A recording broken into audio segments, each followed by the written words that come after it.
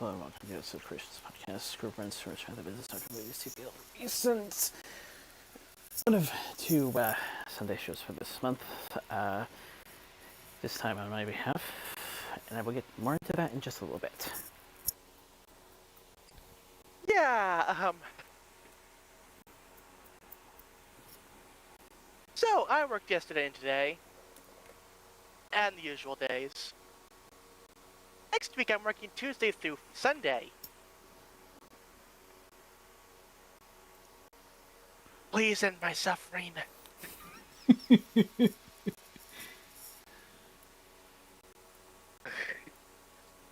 So yeah, it's been a busy week. And yeah, I'll be providing video for this week and next week because Monday's my only day off for the next 2 weeks. So it's like, I just want to make sure I just want to pull an all-nighter for a little bit. Anyway, so yeah, honestly, I haven't really done much this week. Like, I've been tired. I don't think I've really recorded anything since. I don't know. Actually, I can check when I last streamed, or like when I last recorded. Let's see now. Okay, last video was on the 2nd. That was Tuesday. Okay, so I did do a little bit of streaming this week, wherein I actually completed the main story of Pokemon Legends ZA. But otherwise, I haven't really been doing much, because, well, yeah. December. Yeah, before we did the pre-show, I actually finished all the video editing, so I was like, yeah, at least I got that out of the way.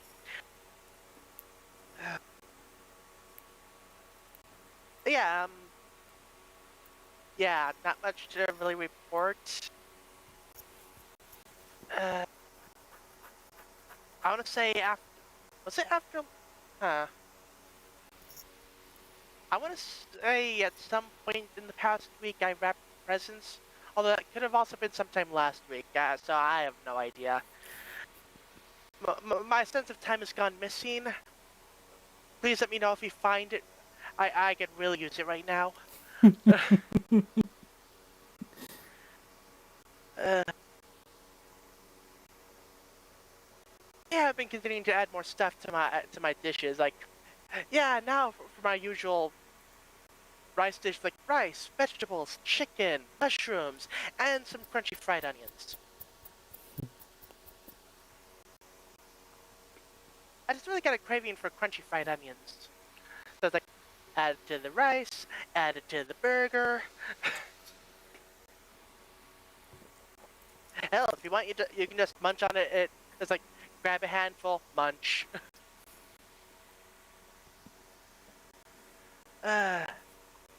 Yeah. Uh, yeah, like I said, I haven't really been doing much. It's just been an exhausting week.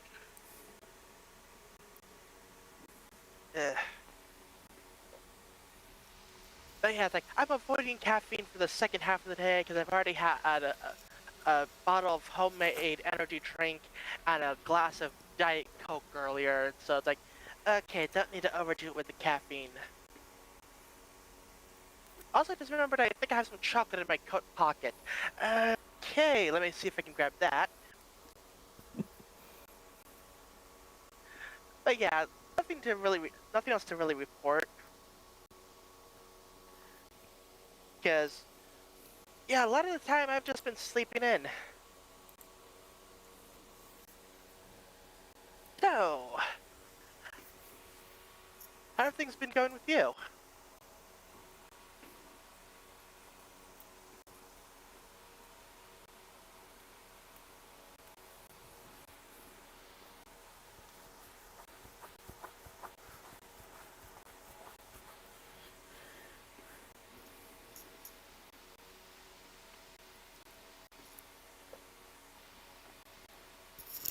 don't think we got the second part of how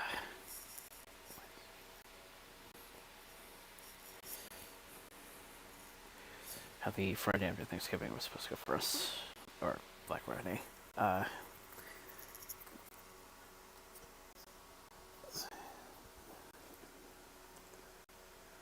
another new pair of the decorating finish, basically.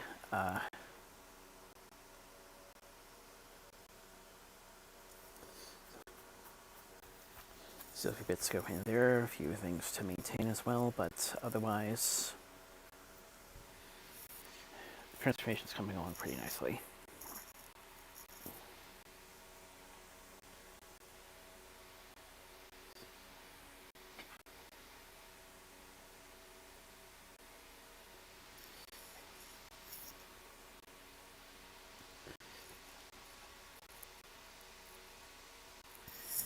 Thankfully, and partially because, probably because how much of a hit it's becoming.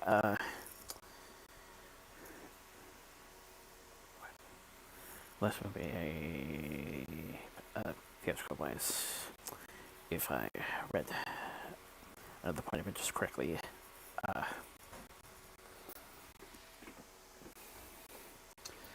Slightly longer window, so was able to go see that on Monday.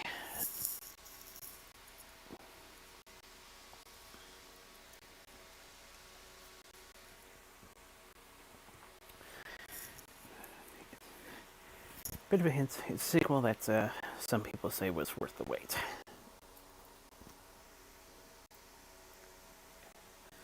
And it seems to be continuing with its thematics as well as not just in the full movie itself, but also that post-credit scene.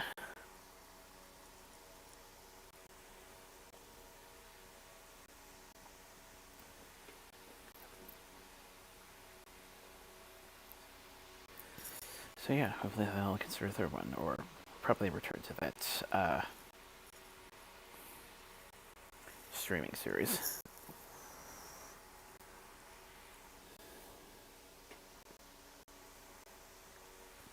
Okay.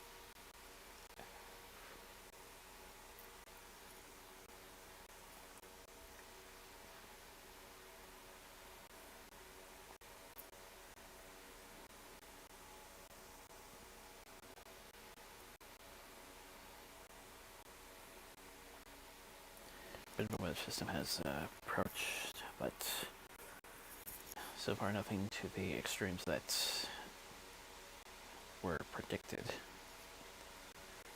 Just the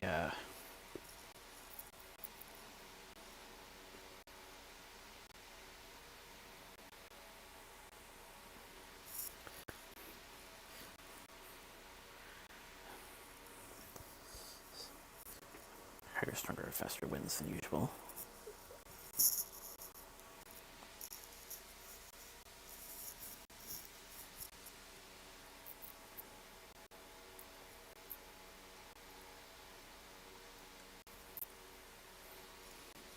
Kind of do some special work in order to find ways around that.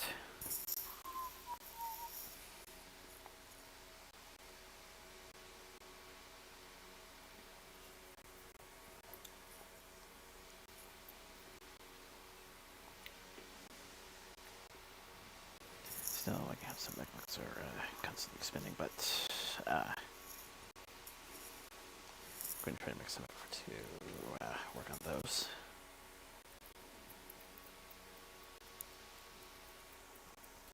Especially since one of my remote watches will be this week.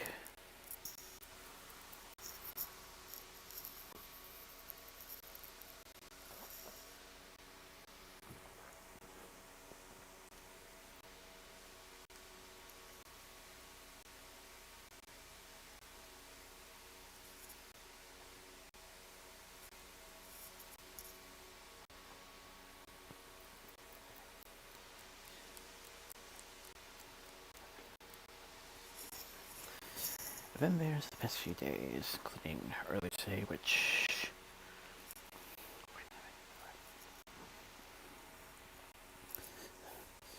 the adventures, but thankfully results were satisfactory.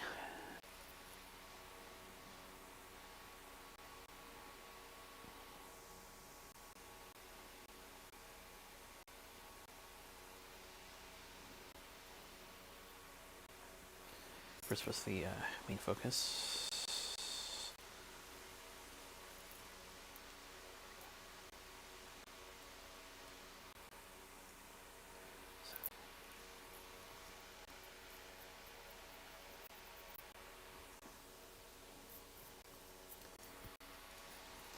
So it was doing pretty well. Brad was good as usual, and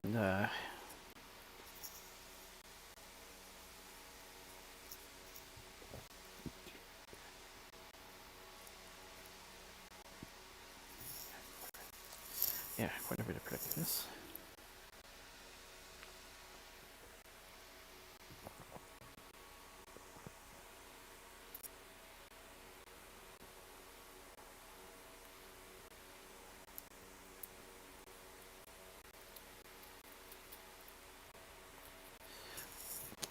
In order to avoid something that happened during the drive home on a previous occasion, we booked a hotel this time around, and the advantage was the ability to add a couple extra things on the docket.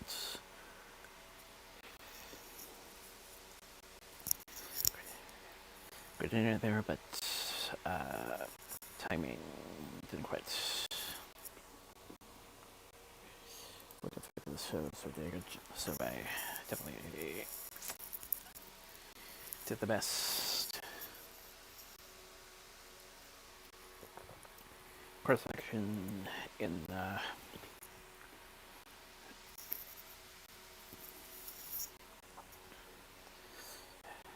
leaving it to the later date.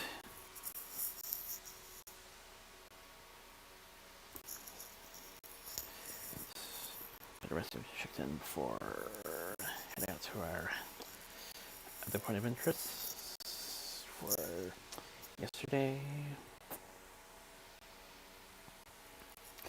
A bit of a hassle parking and getting into the location, but otherwise, nothing too bad.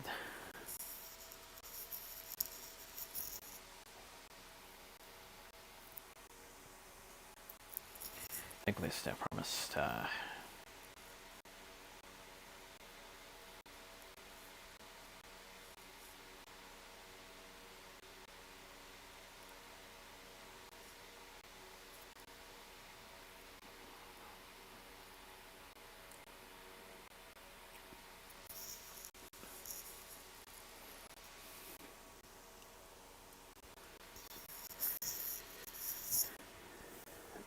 expectations were met, so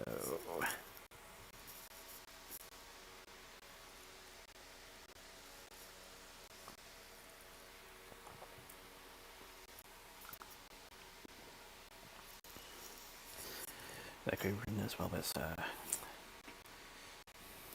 videographed.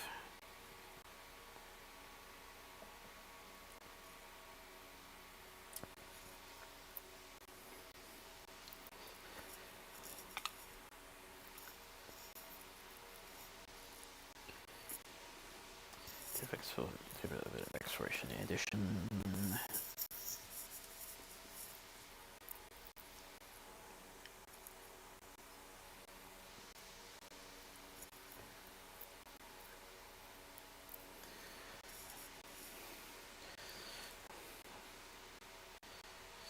Quite a lot of displays, I will admit. That definitely keep your interest in various forms.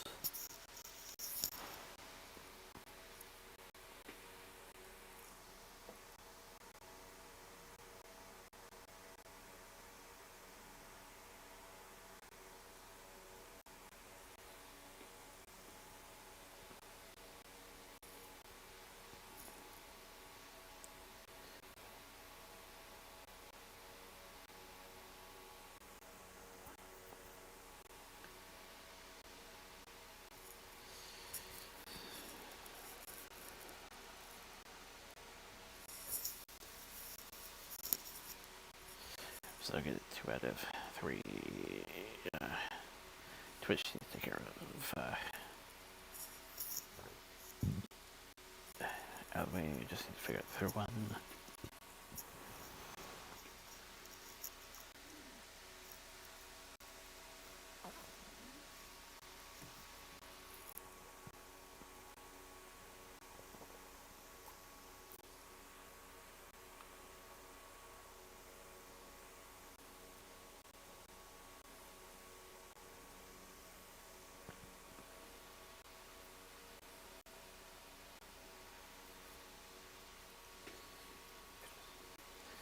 Bit of a sporadic sleep schedule, and again, thanks to Submission is going to include that.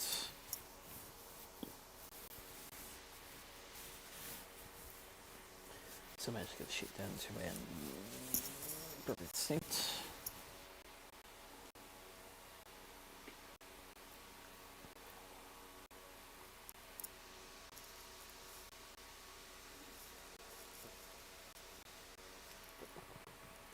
Got the usual stuff done also, and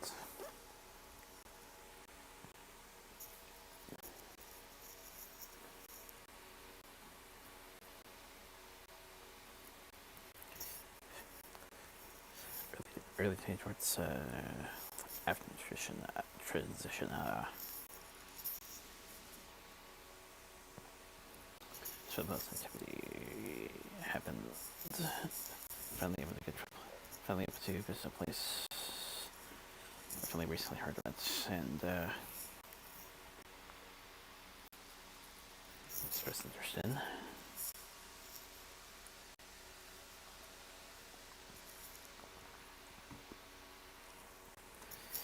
Quite a bit of fun, especially working around some of the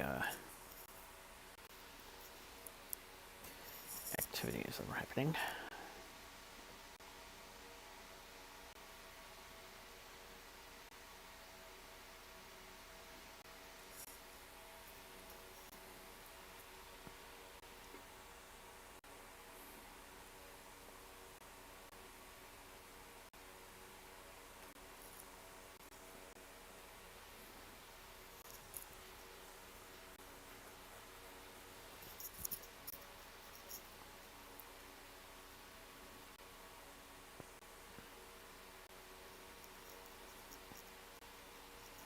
Another one I had to get to how the hours went, but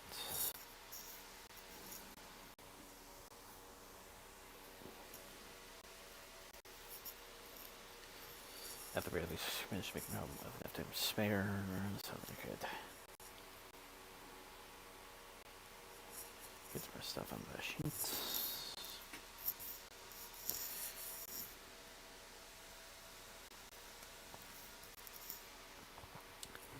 And again, I've at least gotten it to a workable state, though I still got some things I would prefer to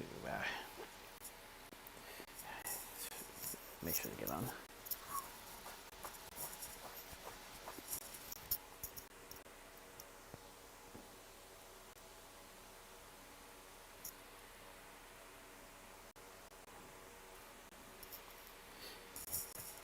And of course, trying to get Jessica back to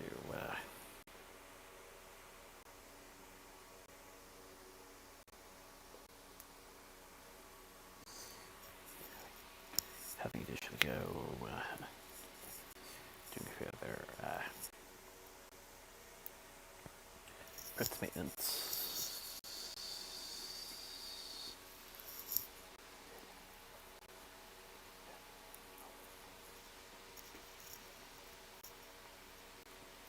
Yeah, for that, amongst a few other things.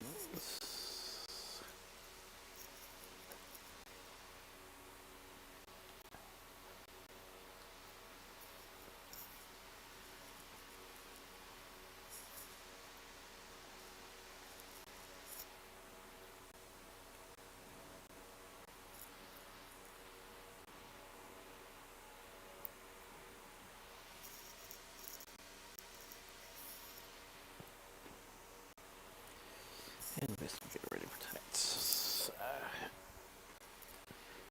shoot. So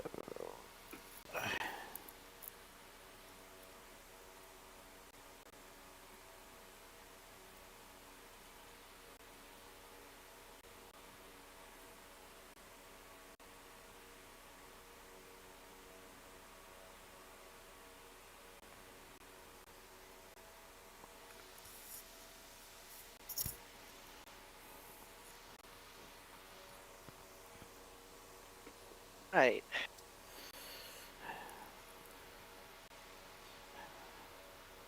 So again, pretty eventful.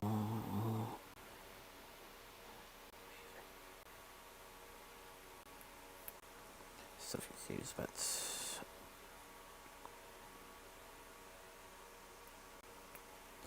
got the majority of it for this week at least out of the way.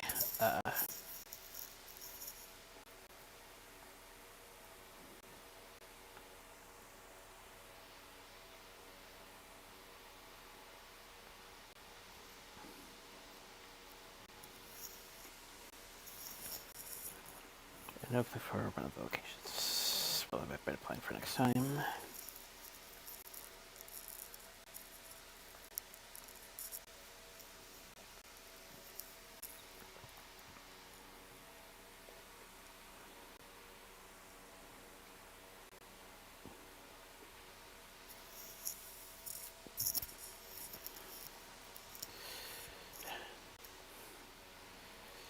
But yeah, just gotta kind of be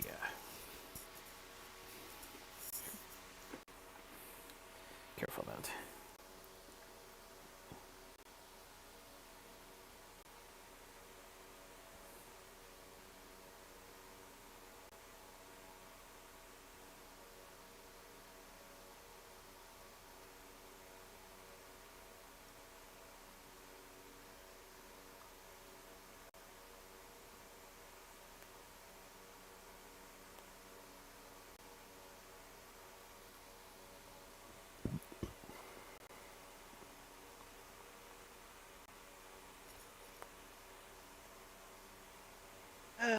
Okay.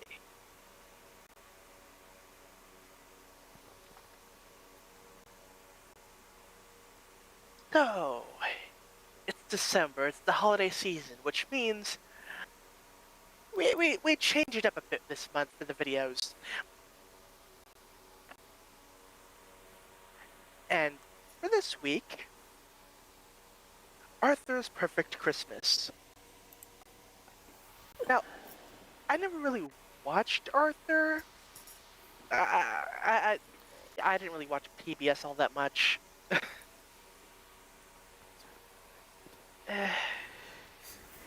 It's been a few years since we last covered the show, of course, but this time around there's a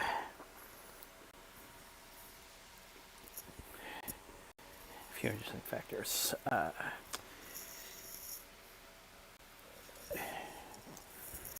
Constantly reminded that how the show pretty much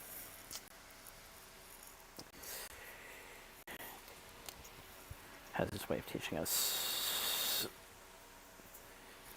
how we need to make the best with how life ends up becoming, as well as apparently this year, this special in particular has its silver anniversary.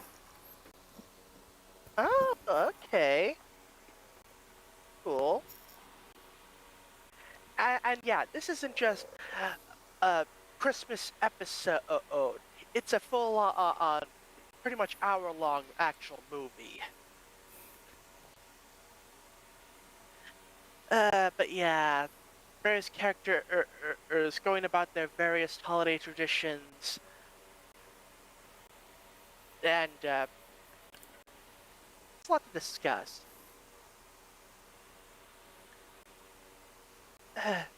So yeah, so Arthur had. Okay, so first off, apparently Arthur can play the piano. Like, okay, cool, good talent. But yeah, he has this image of how Christmas should be. Yeah, that doesn't happen at all.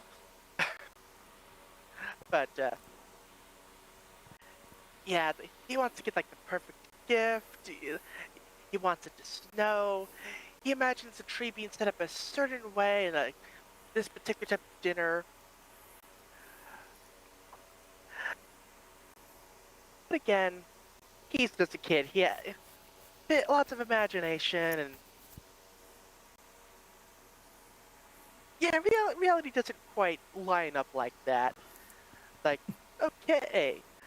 I want to get doing Christmas shopping. Like, they're out of that thing. I mean, I guess I could get this. And then like, oh, there's that thing Mom wants. Proceeds to wait 8:45 minutes in line. Like, yeah, that checks out. And of course, trying to get through the crowds in the mall during the Christmas time. Oh god, now I'm just thinking like 25 years from now.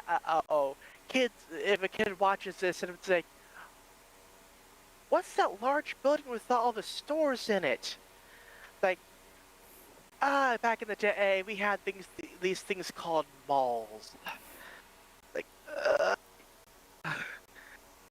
I can feel myself crumbling to dust. Uh, but yeah, going through all the trouble of getting the Christmas shopping done, like 3 days from Christmas. It's like, you're doing it wrong. Be more like me and buy the Christmas presents at the very least a month ahead of time, if not two. Of course, now that I say that, I'm not going to be able to do it that easily anymore now that I don't have that convention anymore. I'm actually going to have to put effort in. Anyway. Uh, uh, yeah, there's actually a few subplots going on in this episode. There's the aforementioned Arthur plot with him and his family, and like, yeah, apparently Arthur's sister wants a specific toy, of which the advertisement's just like, you know when you keep hearing an advertisement over and over again and it starts getting on your nerves? Basically that.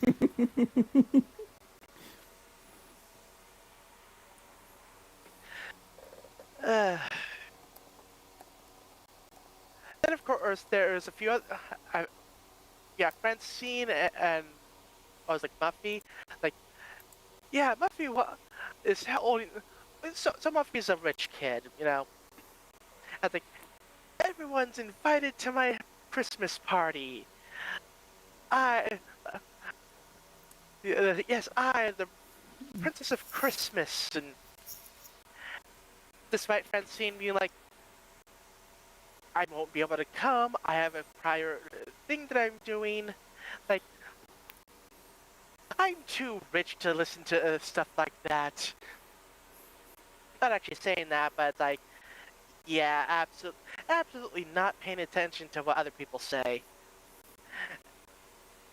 So of course, when the party happens, and it's like, the first present is for Francine. Where is she? What do you mean you're not going to be here? And then Muffy's like, oh, woe is me. Presents are great and all, but without someone to talk to about I suppose share a bit, it's just not the same. Like, okay, you should have your friend here. Although in your song and descriptions, like, yes, I'll be your princess, and she'll be my servant, or I'll be enjoying myself on this train, and she'll be shoveling the coal.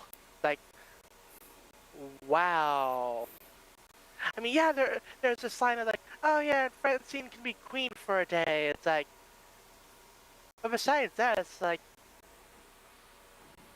yeah, I want someone to show off all my stuff to and do stuff for me. It's like, yeesh.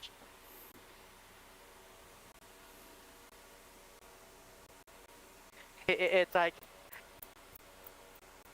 you know, without those bits, I could feel a little bit more sympathetic.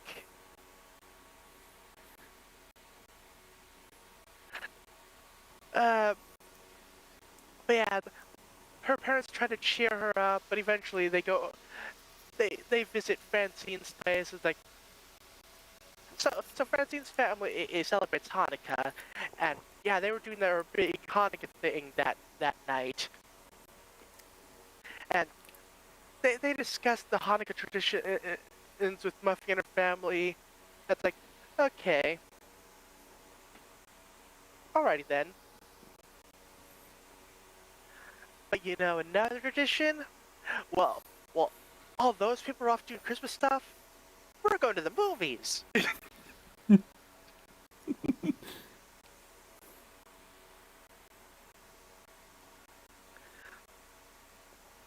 Oh yeah, and I think they were also getting Chinese food because I think I remember reading that like because Chinese places are open on Christmas because more often than not they don't celebrate it and all that probably. So it's like yeah, Chinese places are more often than not open on Christmas. Like oh yeah, pasta lo mein or whatever. Like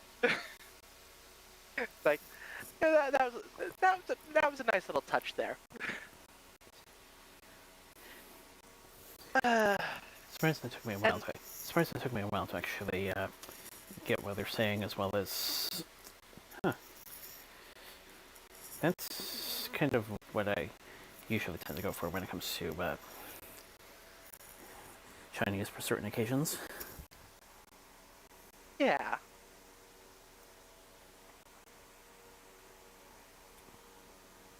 And of course, there's a subplot with Baxter. It's like, yeah, Baxter's mom, like, oh, she gets really excited about Christmas. It's like, oh, everything has to be perfect, except she keeps mistaking the date and keeps thinking it's Christmas for several days before Christmas. And it's like, yeah, he's enjoying, hanging out for Christmas, but like, yeah, maybe we should, instead of getting all worked up like this, maybe for Christmas we can just, chill. That way you don't have to keep getting yourself all worked up and stuff. It's like, oh, that actually sounds nice. Okay, that sounds good. Fun fact that I just realized: another PBS special for another show, Sesame Street. Yeah, there was a point where pretty much Christmas was every day. The Wisher over time started seeing the consequences and tries to fix that. Yeah.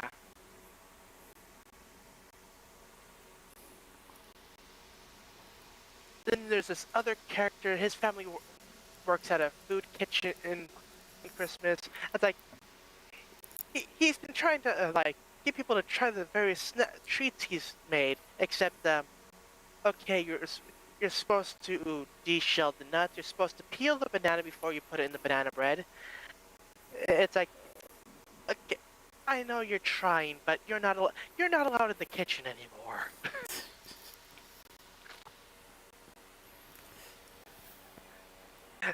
Like, oh, so sugar is what makes brownies sweet.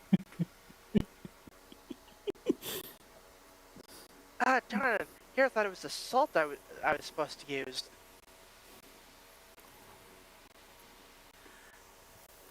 Uh, That part has a fun closing scene. yeah, it's like, yeah, put the cookies at the food bank. Just grabs it from a bag of cookies.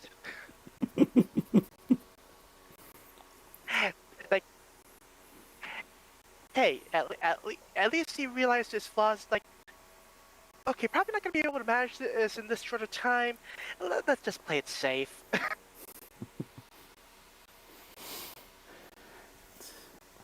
Good on him, he can learn.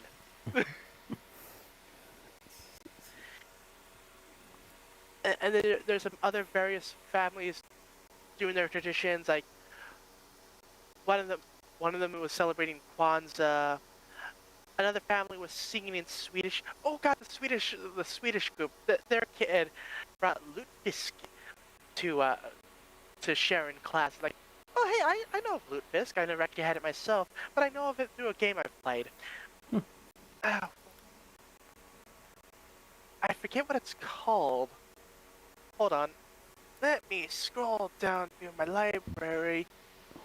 It was Dungeons of Dreadmore, which, by the way, actually has a pony mod. So, you know, neat little thing there. Ooh, other traditions that are actually not brought up in this movie, but the Avlaboken or the Avlaga. Oh, I believe it's in Sweden. Is it in Sweden? Yeah, Javla, Sweden. Basically, they erect this giant straw goat, and okay, so it's not an official tradition, but more or less, through its entire history, people have been trying to burn it down. So it's like, okay, basically, it's a thing. Now it's a thing of like, oh, will the goat burn down this year or not? Yeah, they actually have a 24/7 camera footage of it on their website. Same thing happened last year though, because of how the seasons were and how crops and everything went. It actually got picked dry by crows or some sort of birds because I guess the straw had a bunch of seeds in it. So instead of being burnt down, it just got devoured by crows.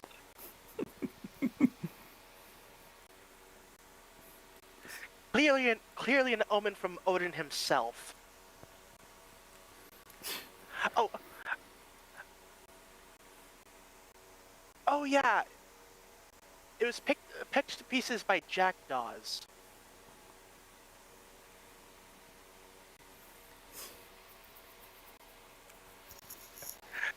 That was a funny year. Oh gosh, I'm getting this image now. Not the crows! Not the crows! Uh, but yeah, the last time it burned was in 2021.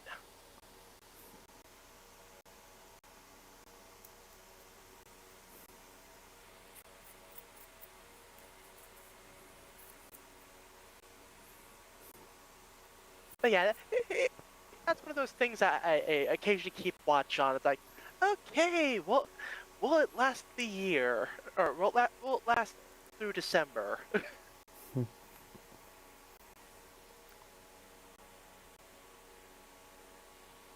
Anyway, back to Arthur's subplot, or well, primary plot.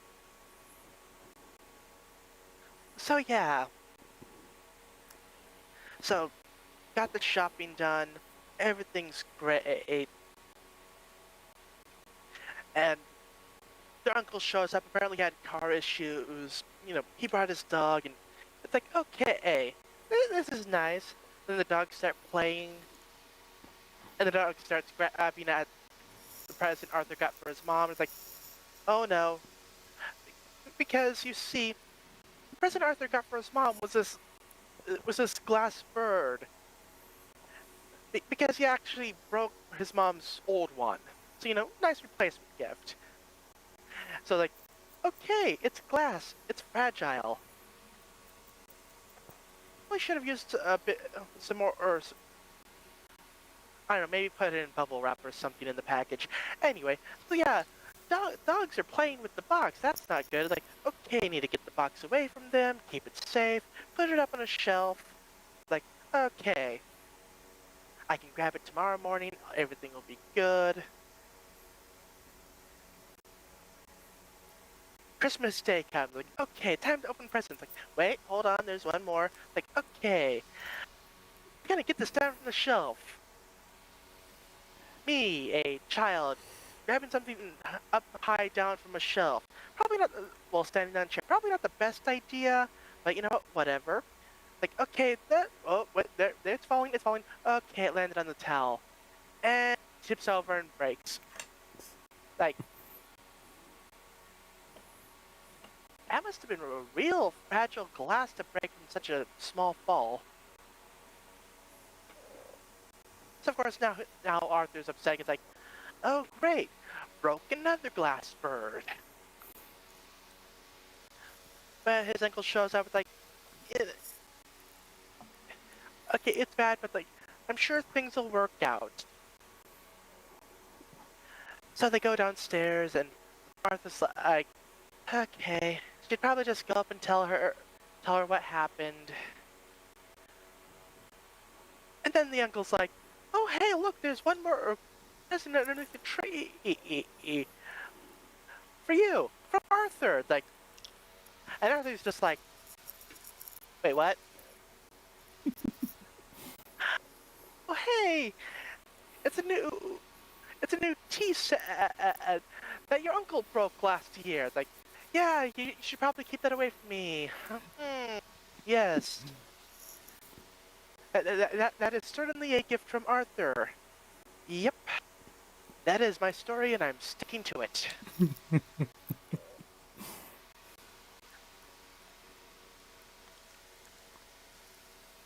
So yeah, then turns out like his car was able to get fixed. So it's like, okay, so the uncle's heading out, being driven to the garage. It's like, that was your present to her, wasn't it? Yeah, but it probably was a lot better coming from you instead.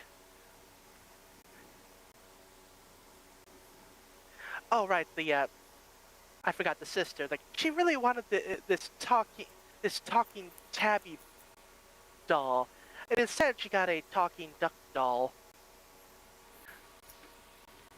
But at first she was like, ah, this is horrible. I didn't get what I want. Ah, because so her words, she's only had 4 Christmases before. So okay, let's see now. We'll benefit of the doubt and say 4 Christmases that she can actively remember. Hold on. How old is she?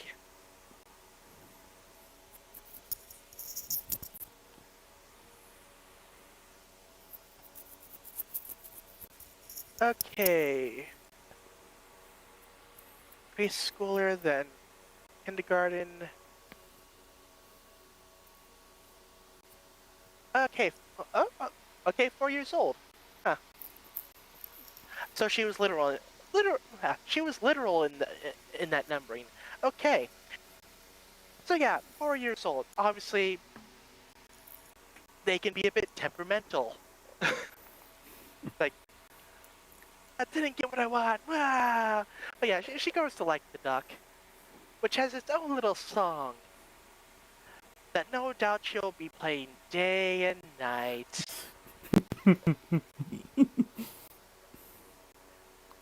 And Arthur's just like, oh no, not again.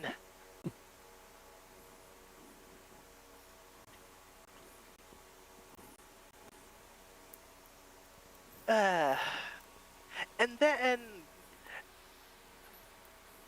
as they go back inside, it begins to snow, just like Arthur wanted it to.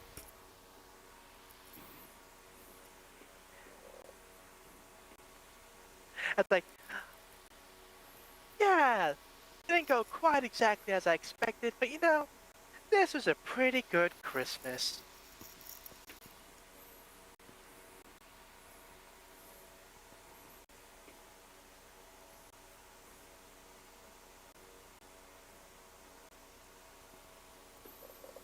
But yeah, yeah, it's a Christmas movie. Well, a Arthur Christmas movie. The fact that they actually put time in to discuss other holiday traditions. It's like, okay, that's actually pretty good. It's well balanced. That doesn't put all the emphasis on Christmas itself. Like I said, gives time for at least a bit of discussion for other holidays, and And yeah, as far as Christmas movies go, or Christmas mini movie, whatever, not bad actually. Although some of the dream sequences did kind of drag on a bit, probably could be cut. The the Baxter Day a song bit, it could take it or leave it.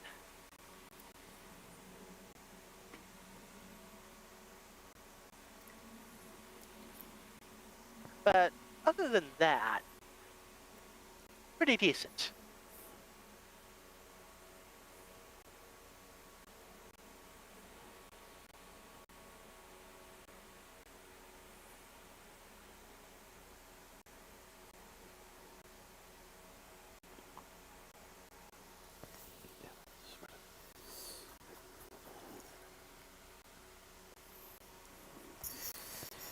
Yeah, that's something that I kind of wish that more people would knowledge as well as a lot more shows, but do. It's not all that often that there's a franchise that acknowledges other holidays in December. Yeah.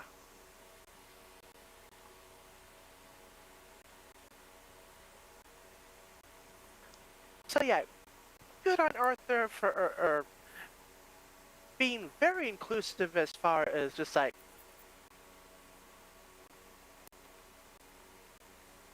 the major. No, well, I say major. I shouldn't say major, but like all the popularly known holiday traditions and whatever the Swedish thing was.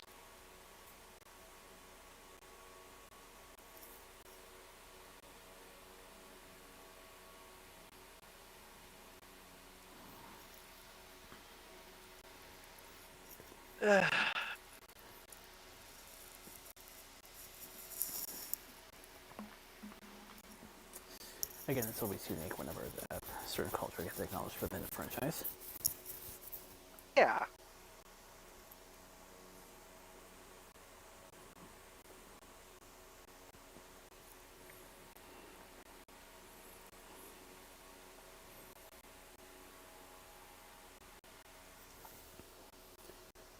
I mean, hey, I'll take this over a Hallmark holiday movie any day.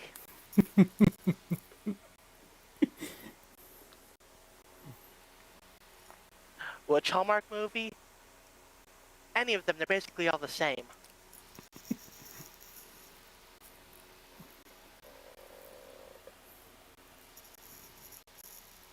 Honestly, I think with the Hallmark movies, they just draw ideas out of a hat, or it's like Mad Libs. It's like, okay, it's it's coming up to be Christmas, when suddenly insert character type here, or the trouble with insert whatever here, and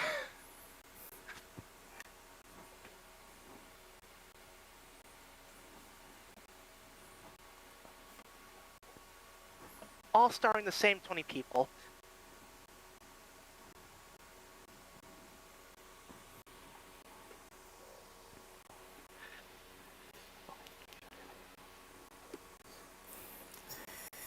Only occasionally the name has its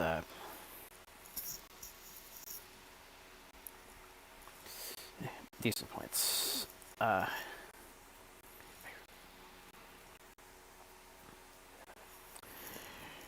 Couldn't help but notice a training at least one of them, and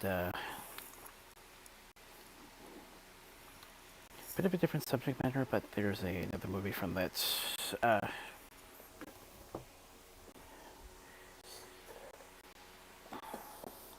name based on a specific organization, which starts at least a couple of young Canadian girls that we've come to know.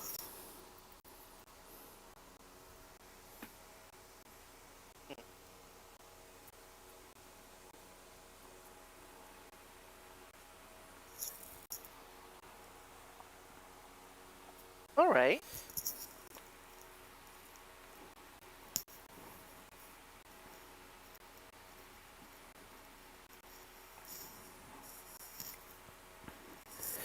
But yeah, it's a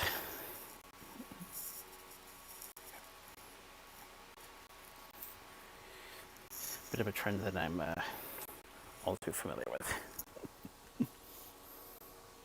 Yeah.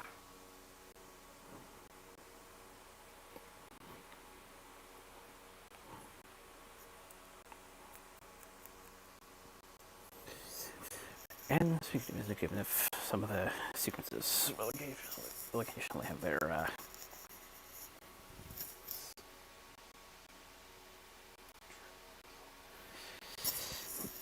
drinks, a few other things, the music production is getting pretty good for a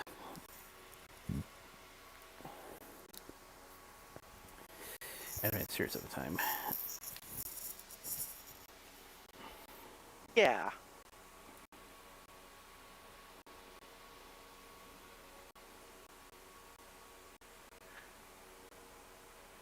One little thing that it was just like this thought I had, like after Arthur broke the second bird.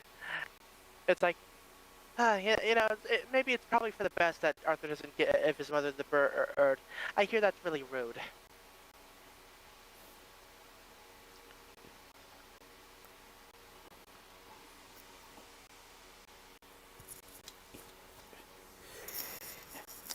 Even so, there's kind of a reason why certain packing materials have to be utilized whenever Yeah. stuff like that has to be handled. Yeah.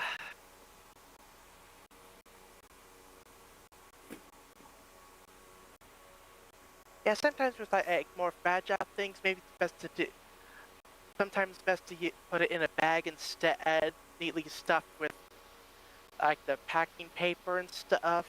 That way, it's like, okay, keep this side up. Be careful with it. Grab it from the handle. You know, because sometimes boxes can just be like, okay, like just drop down here and yeah.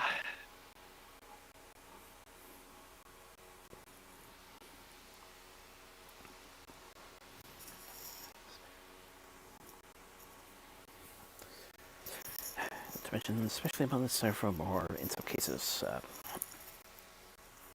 plastic placements. Yeah.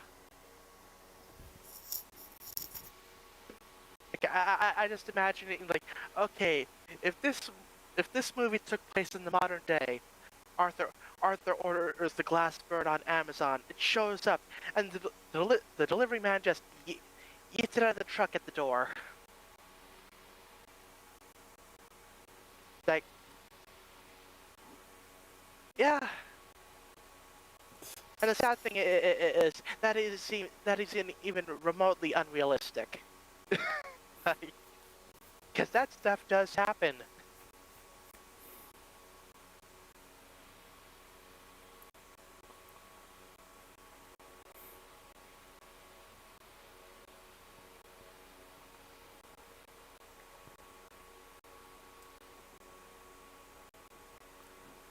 Oh god, Christmas special. Where the presents they were expecting to hand out when they were delivered get stolen by porch pirates. I wonder if anyone's done that movie. Anyway, ra random ramblings of my mind aside. Actually, fun fact, just learned about a pretty similar premise that might come into play next year. Okay.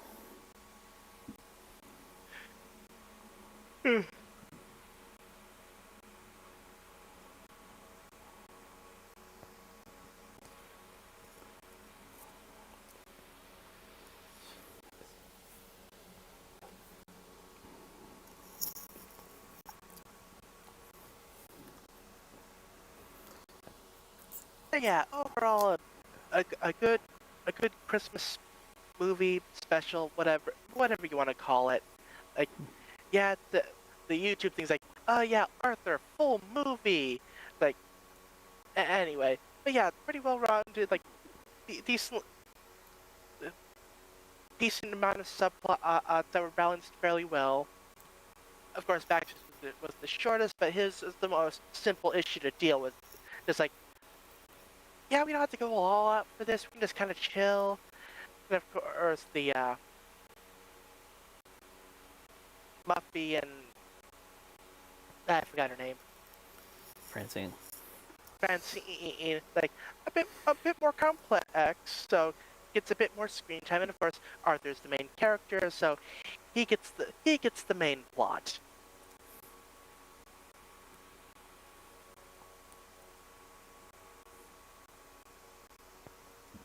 Although aside from the school scene, they don't really the subplots don't really overlap at all.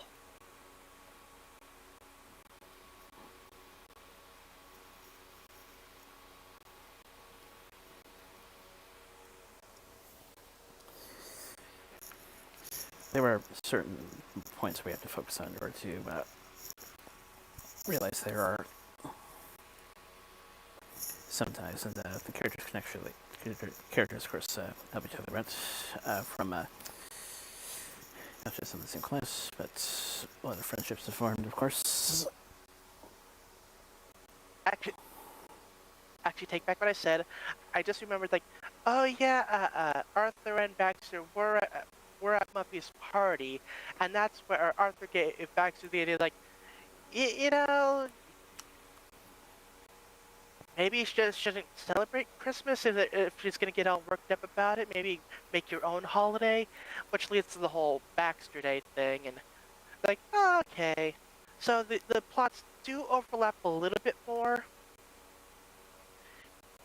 and Arthur actually has a direct hand in helping solve Baxter's issue, but doesn't really have any hand in dealing with the Francine Muffy thing.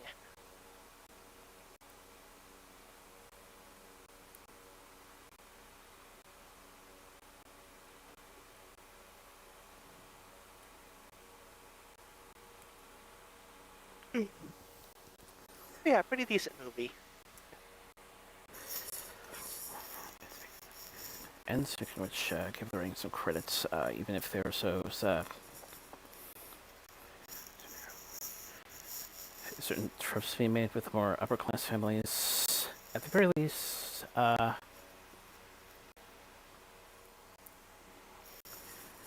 kind of making an effort to make it feel less like typical upper class families. Yeah. In fact, I hear a lot of No, honest. in fact, I hear a lot of in fact, I hear a lot of bronies compare her to Rarity in a sense. Yeah. I don't know, honestly, Muffy's parents weren't actually half bad. I think it's the combination of rich and child.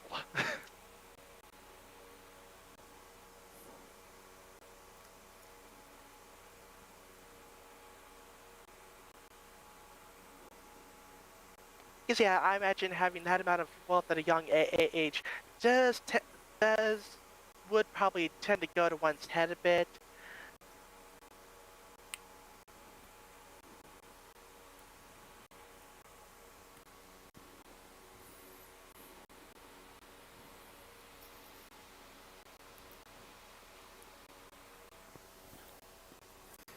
I mean, there was this one scene where it's like, okay, I got 37 presents this year, including the calculator I'm doing this math on. And okay, part of me was like, 37 presents? But mom, last year I got 38.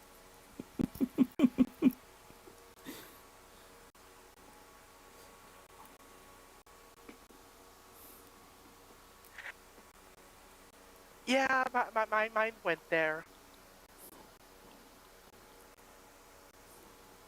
But to be fair, she was using a calculator to count her presence. So I feel the comparison was slightly justified.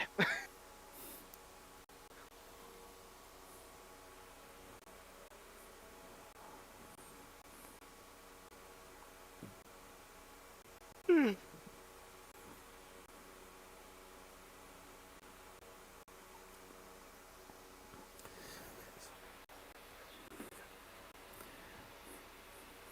There's also a brief moment during the master plan in which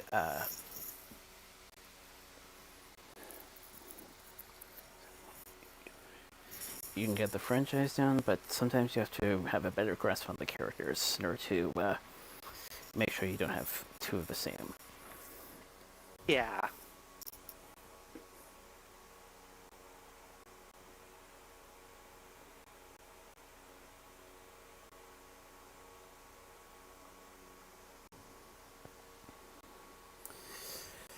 Oh yeah, getting back into your little comments during our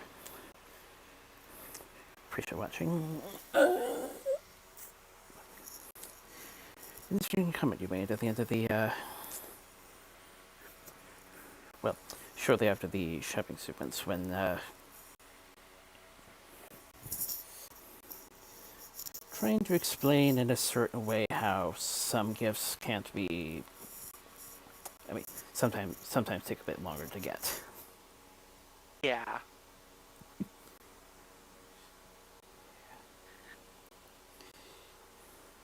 Oh, and thank God he wasn't shopping on Black Friday. You know, back when Black Friday resulted in fatalities. Ever since the pandemic, that hasn't really been much of a thing anymore. Probably because the companies realized that, wait, we could just have the sale all happen the entire month, and we'll still make all that money.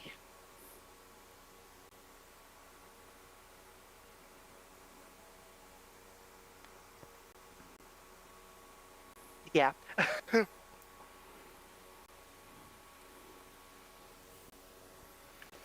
And there have been places even before certain things happened. I will not just stick to a particular day when it comes to quote unquote Black Friday sales. Yeah. I've only done on a proper Black Friday once, and that involved camping out in front of a Best Buy for a good chunk of the day to get a 50-inch TV on sale.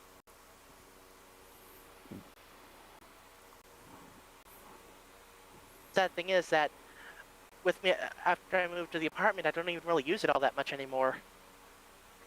Partly because it's kind of obscured slightly by my desk and my monitors.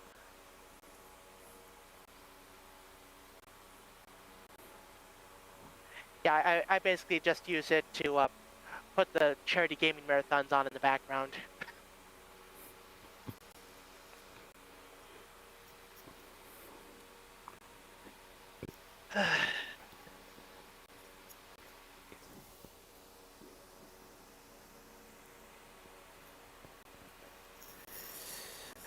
But yeah, it's not entirely the person here doing this for's fault. It's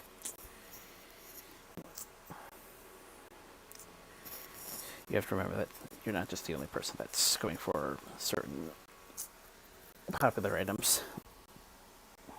Yeah. I'd like best to reserve your hotel and get your convention reservations early.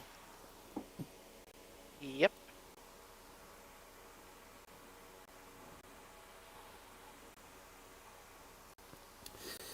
Which actually brings me to another interesting thing. A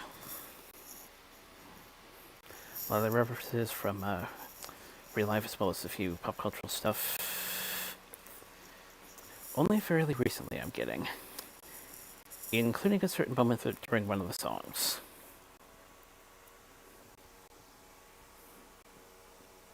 Yep. I hope you realize that was a parody. Yeah.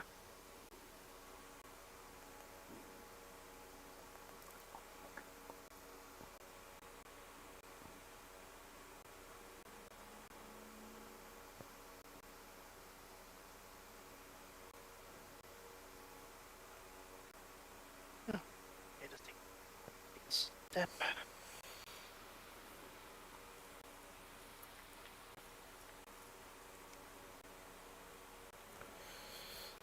Let's see. Is there anything else to submit? But yeah, I just had a thought regarding the scene with Baxter opening his presents, like, hey, RoboCod or whatever it was, like, oh great, oh, but saw that I just got that for you the other day, like, oh no, that's Cyber Tuna. My mind was like, oh, but I already got your Pikachu. Mom, for the last time I told you, oh, that's an Agumon.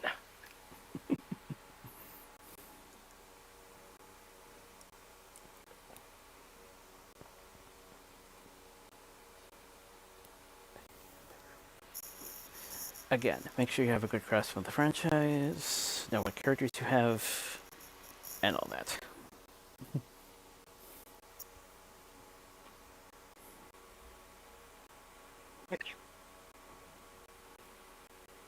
And if naming schemes are really wonky, be sure to be very specific. Ah, here, honey, I got you your Xbox One. This is an original model Xbox. Yeah, yes, the Xbox One.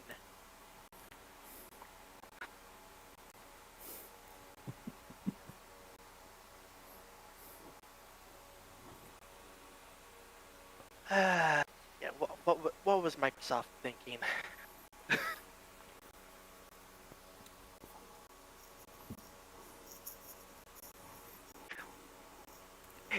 It's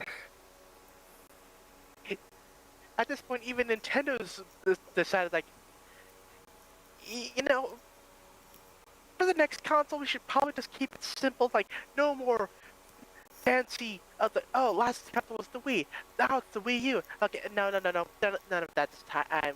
We learned our lesson. It's the Switch 2.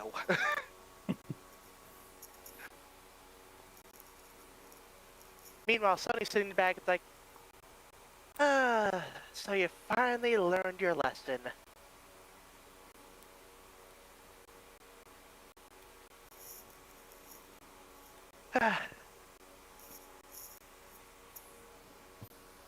Anyway.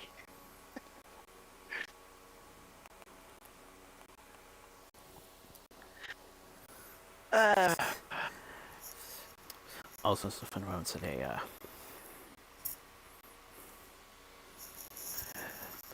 Slightly fancy restaurant, trying to understand certain lingos, while it's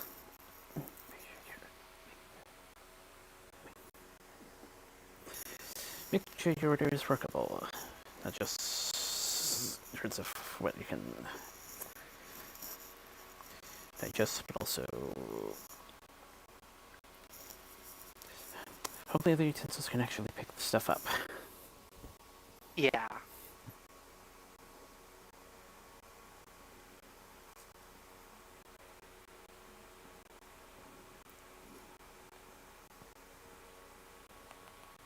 God, like, yeah, the fancy schmancy at the restaurant. It's like, ah, yes, this thing. It's like, it, it, all all show, no substance.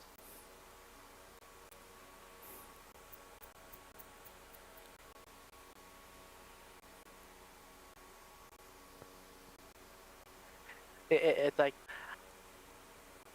I'll uh, I'll take okay, more often than not, I'll take a normal big snack treat over a expensive fancy schmancy more fluff than actual food snack.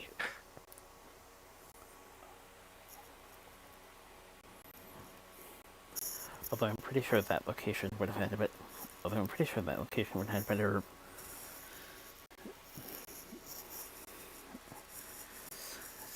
delights as opposed to whatever places that they got affected by. Is this the Gourmand? Yeah. Yeah, I actually follow a stupid food subreddit. More often than not, a lot of the stuff featured is just supposedly extravagant desserts from fancy restaurants.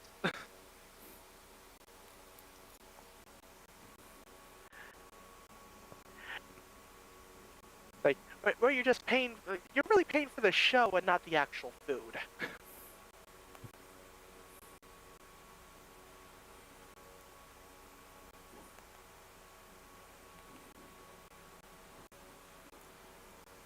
I got all the side pads I'm going on today. I might need to add another video to the playlist.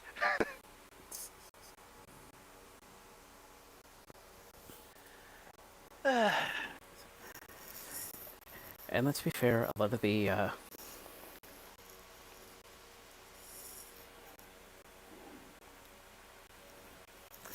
dinner situations a lot of us have been through. I can admit, I can definitely mention a lot of moments where gifts haven't exactly gone to my expectations. It's taken some time to actually get to that point. Yada yada yada. Yeah.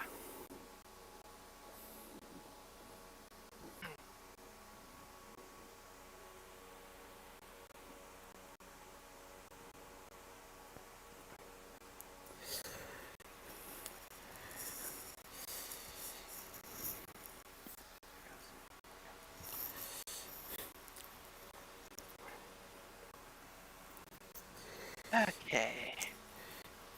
It's been hidden away most of the time, but for a long time, throughout all the times I used to watch this, I can always imagine it after a scenario where somehow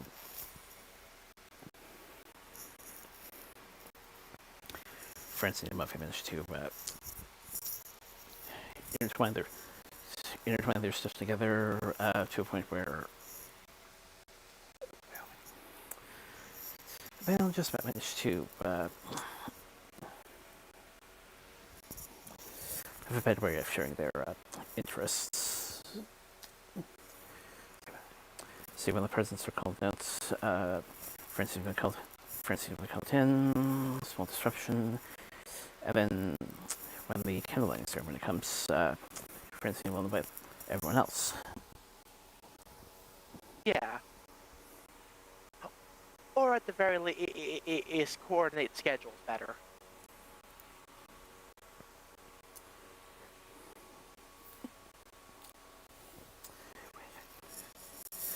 Which personally ties into a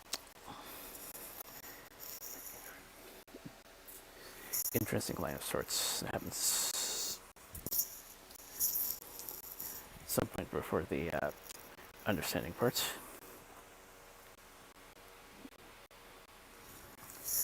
Theme the party around Kwanzaa. Yeah.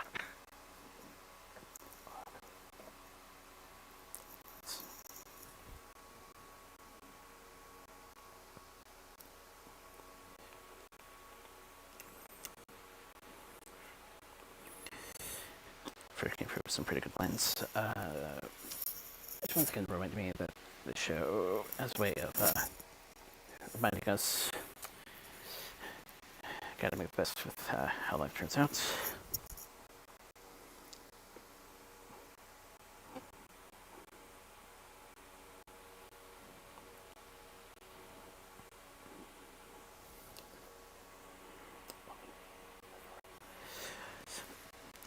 Only a few scenes for Mr. Brentford, but I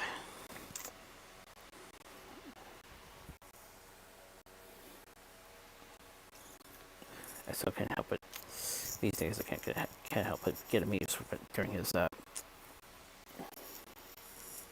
planning for the next few months. Yeah.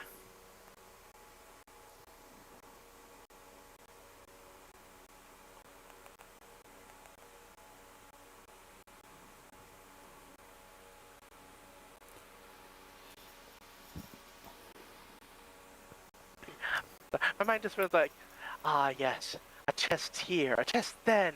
Soon they shall know true terror.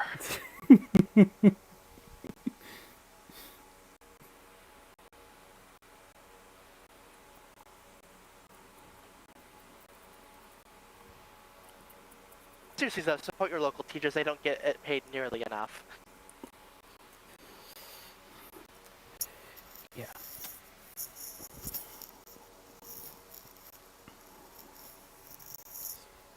Either does the service staff in restaurants.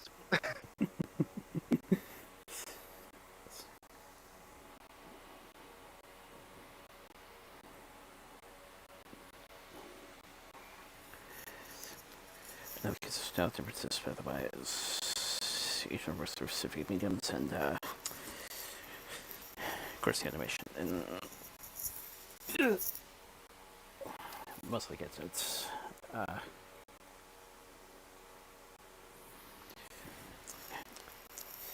in fact, it's not that often that you'll see special animated transitions, which this show particularly specializes on.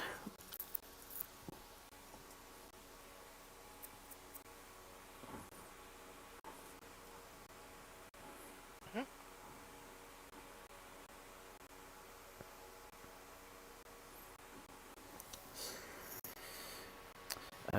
Something only two notable ways to point out are the Holden Redburn. I've found over the years he'll occasionally make appearances in other Canadian produced shows.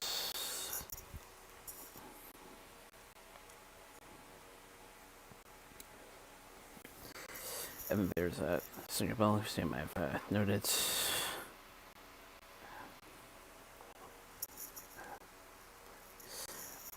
Another Sinar, now Cookie Jar show, featuring a book character that's I've grown up with. One of the Richard Scare shows.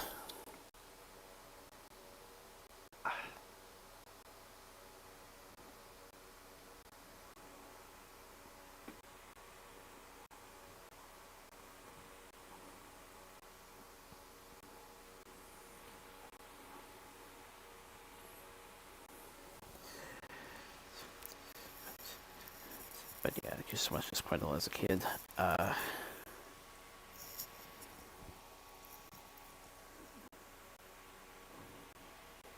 Always be reminded at certain times how certain episodes again will remind you that gotta make the best of whatever life brings, and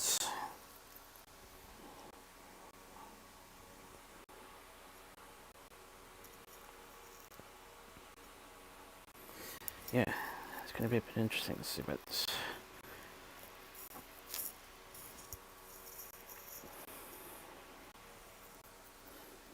Yep. Comes around at the 50-year mark.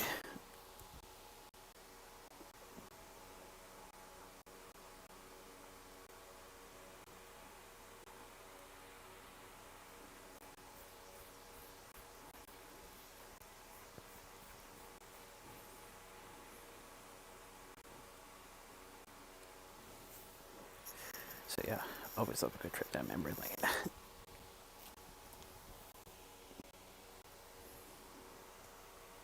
Yeah.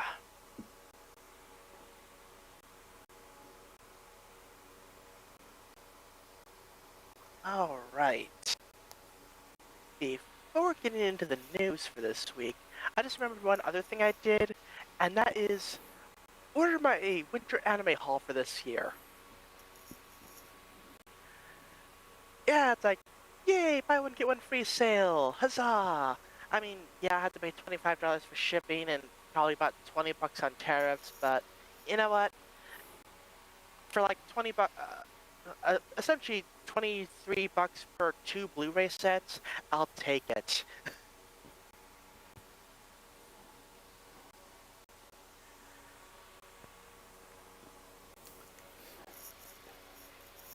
Okay. Yeah, lately I'm gonna need to keep a close eye on exactly where my internet purchases are going to be shipped from. I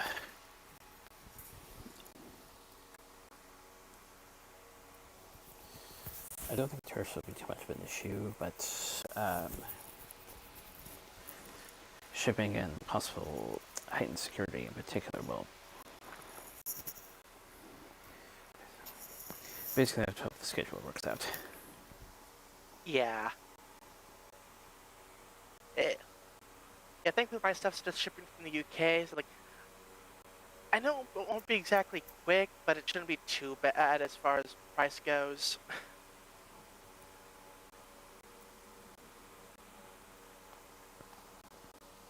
Admittedly, depending on my budget later this month and what's left in stock and if the sale's still going on, I may order another bunch of stuff. Cause Gundam ain't cheap. At least, American releases or anything put out anything put out by Aniplex, especially anything by Aniplex. Like, want 12 episodes? You can only get it for $150 in this collector's edition. No. Okay, I have gone with that a few times, particularly with Fate Zero and Madoka Magica, but other than I okay, primarily I bought this because it came with the soundtracks. But besides that, like anyway, before I get into any more tangents, Or wait. And that was basically our consumer advice for the week. For the time being.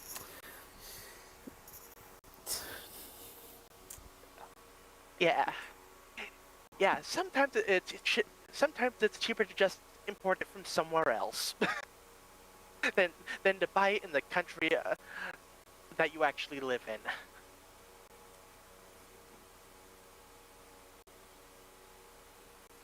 Actually, I wonder. I'm gonna do a quick check of something. Okay, Crunchyroll store.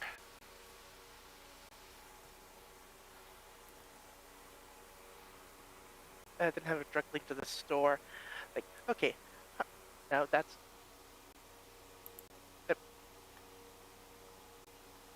go back. Store, there we go. Okay, how much are the Sword Art Online sets?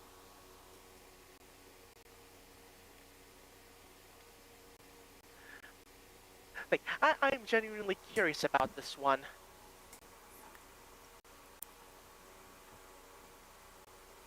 Okay.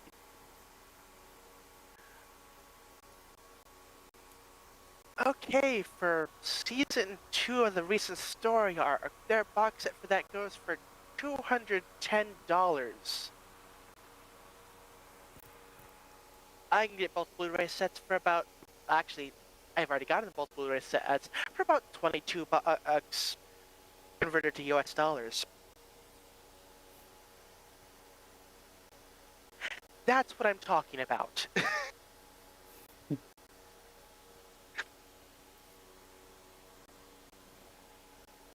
uh, Unfortunately, I only had the first Blu-ray set for Sword Art Online 2, and yeah.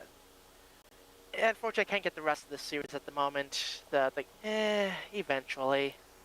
Then again, I've already seen Sword Art Online 2 back when I had Netflix or Hulu or whatever it was on.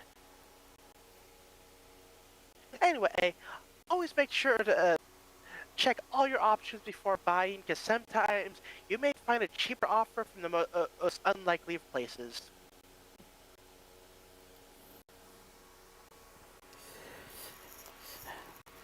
And to make sure the delivery time works in your favor.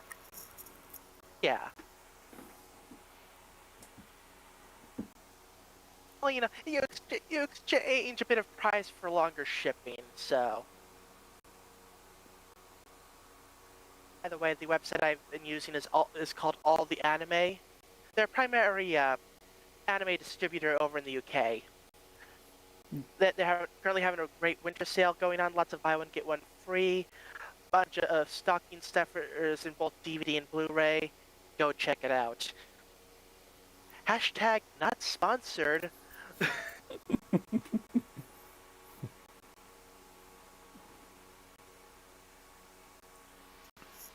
That, and I also missed out on the Sentai Filmworks Black Friday sale, so that's like my other go-to site, because Crunchyroll's just, even with their sales, it's not very sale-ish.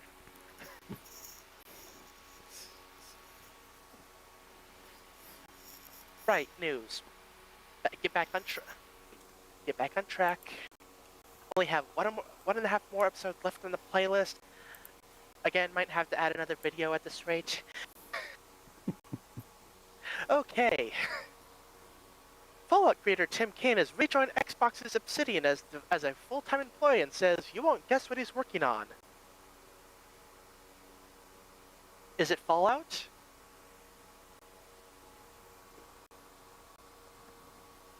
Suda51 says he wants to bring back a forgotten PS2 game, quote, hopefully sooner rather than later. Ooh, let me guess. Okay, let me Google what have they actually done. Suda51. What do he do? Okay, let's see now. Killer 7 maybe? And No More Heroes that actually got imported recently. Lollipop Chainsaw just got a remake. Huh. Maybe Killer 7. Ooh, the wild card option. Michigan Report from Hell. Possibility. Probably not a possibility. It's not a good game, but it's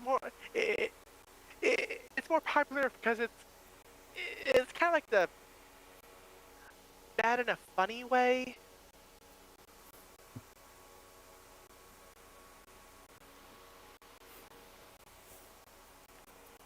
So yeah, I have no idea.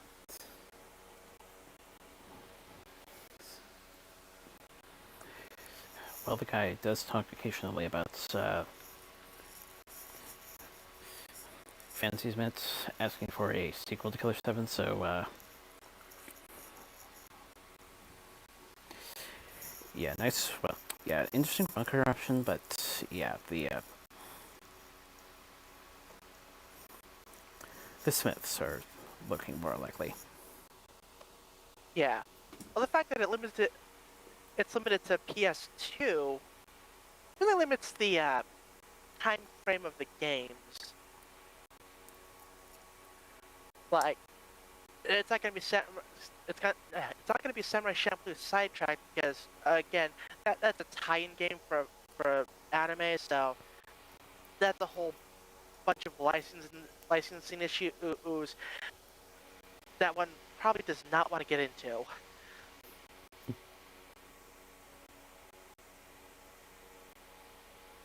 Same thing with Blood Plus. No, wait, that's a Blood Plus One Night Kiss. Wait, or I was listed under Works. Like, wait, that's an anime. But okay, there was a video game for it. Okay. Yeah, it's probably Killer 7.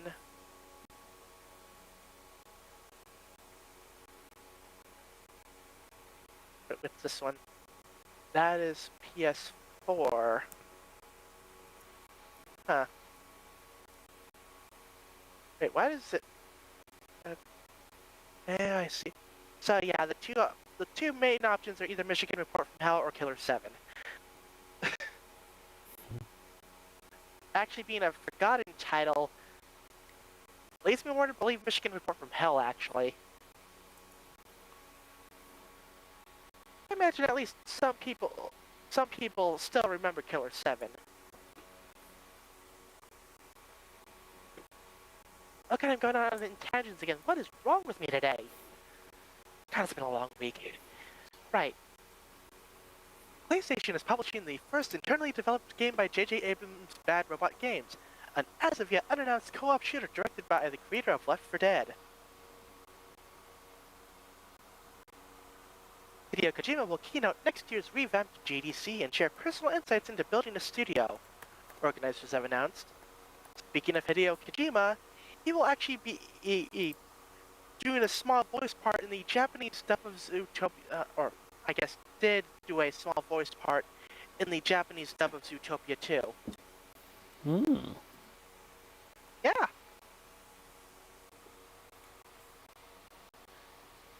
A demo reel from a former Rockstar from a former Rockstar animator appears to show some animations from Grand Theft Auto 6. Epic has detailed all new gameplay changes made to Fortnite in Chapter 7, including simple build, improved reloading, and self-reviving.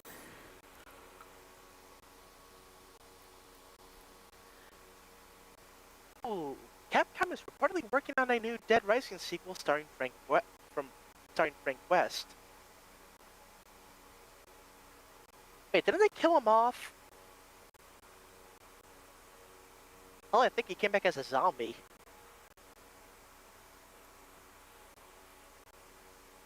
Whatever. Uh-oh. Ubisoft and Assassin's Creed Shadow Sparks Mockery.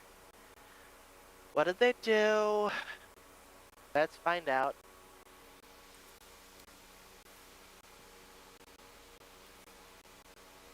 This media has been disabled in response to a report by the copyright owner. Multi-million-dollar company dropped a DLC that looks like a mobile game ad. Ooh, ouch. I can't even see it in that.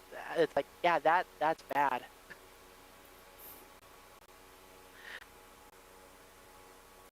Alright, this weekend anime news and gaming and stuff. At least in this bunch of chunk of text here. Fist of the North Star, Elegy of Keno's Army grunts, anime's new video previews theme songs. Let the Screaming Soul Retire anime reveals English dubcast. And the Sorcerer Can See anime reveals more staff in January 4th debut. Eagle Talon anime gets new net anime on January 6th. The Dark History of the Reincarnated Villainous anime unveils 2 cast members. The Ninth Detective Conan film reveals title and April 10th opening. Sword Art Online authors Demon's Crest novels gets a TV anime.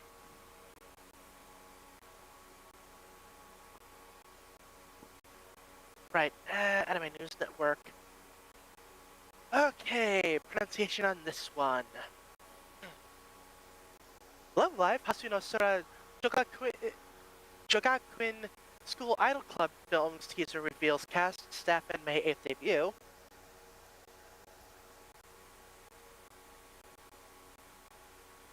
Ooh, 3D anime film. Huh. Code Geass franchise reveals new anime and manga works. Code Geass Rose of the Recapture TV airing, and more projects for the franchise's 20th anniversary.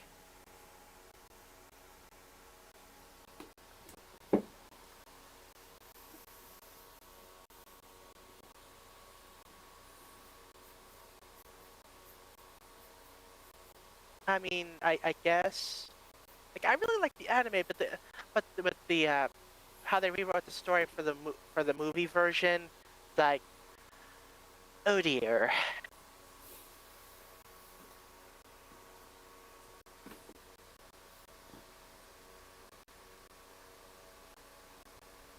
Okay, 20th anniversary projects includes the previously announced stage play, a musical stage play, and 7 new works. Okay, not all that much more info than that. Fate Strange Fake Anime reveals ending theme in new video. Trigun Stargaze Anime reveals full trailer, more cast, theme song artists, and a January 10th debut.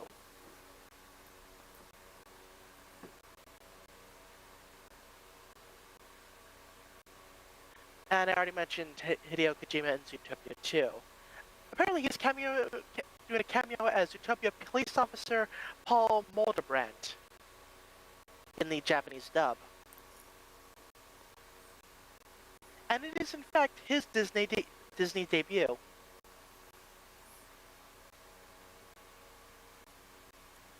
And actually his first time dubbing for an animated feature film.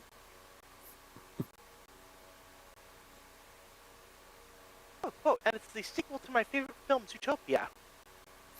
Okay, so his favorite film is Zootopia. Neat. Always great to hear another fan living the dream. Yeah. He says that Kojima should really think about writing and directing movies. Like, he has a good eye for theatrics. Seriously, look at the Metal Gear franchise.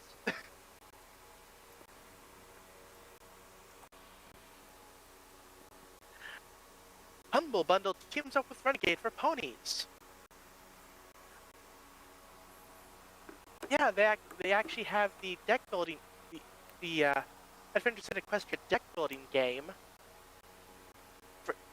Yeah, you get like for $30 you get 4 sets and a couple of meeple packs. Whatever meeples are. Like little character figures. Presumably you use them in some form in the game. Presumably you need to keep track of characters or something. I don't know. I never actually played the game.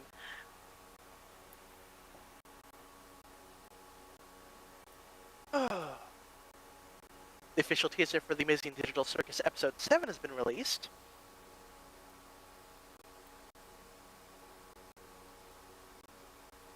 Okay, pretty please. I don't want to be Magical Girl creator Kiana Mai ideally wants to make 2 seasons of the show. Quote, ideally I'd love to do a standard 2-season run to 10 1022s per season, mostly open to doing whatever time and budget allows. Got an official promo for new episodes of Totally Spies. New episodes will premiere on Cartoon Network starting on January 10th. And I'm like, that show is still going?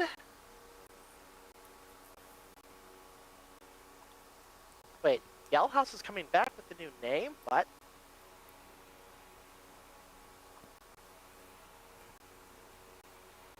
Movie adaptation.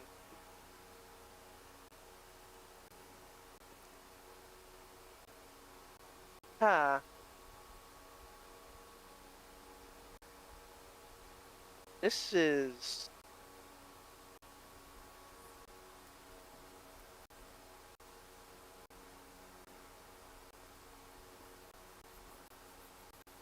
we'll see. It links to a video, and it's like, I'm not gonna watch a whole video in the middle of the news segment.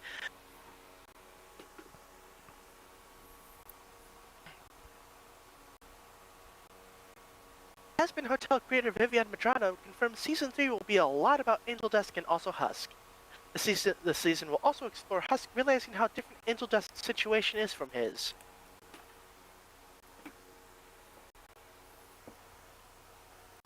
Walton Goggins says he won't play the Fallout games as it will ruin his performance as the Ghoul. Quote, all of a sudden I'm looking at this world from a very different perspective, as something on a screen. I believe the Ghoul exists in the world. The best way I can serve the fans of the game is to go to work every single day and believe the circumstances that I'm presented with. You know, that's fair. You can always play the game after the show is over. Nothing stopping him from doing that. but wanted to stay in the right mindset while playing the character, or not wanted to be affected by, I wouldn't say outside material, but other material for the franchise. I can kind of understand that.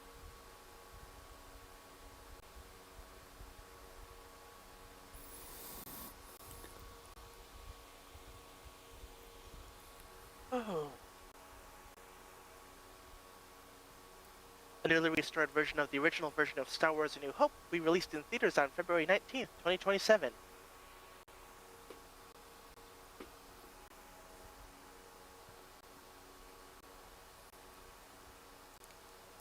All three extended edition versions of the Lord of the Rings trilogy will be re-released in theaters in January for the trilogy's 25th anniversary.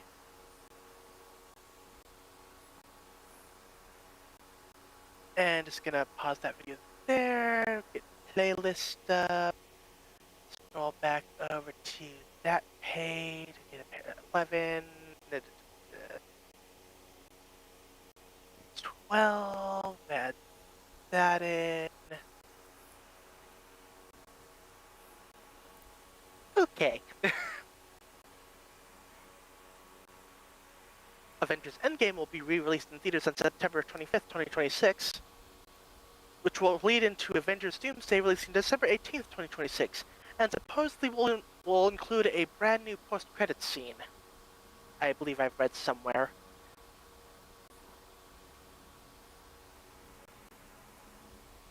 Michael is returning to GTA 5. He'll appear in the new GTA Online DLC launching next week.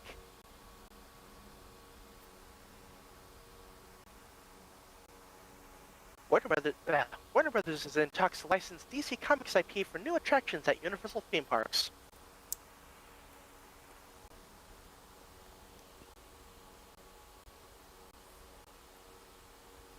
I just had a silly thought.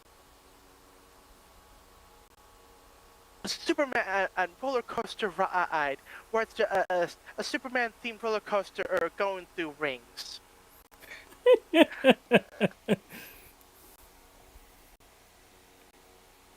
You can never escape Superman 64.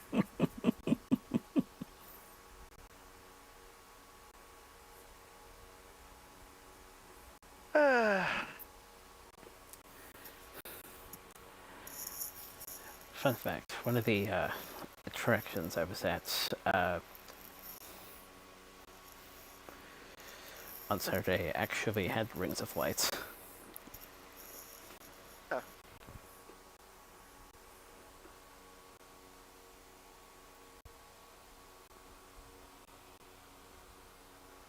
Netflix co-CEO Ted Sarandos previously said that people want to quote watch movies at home rather than in theaters.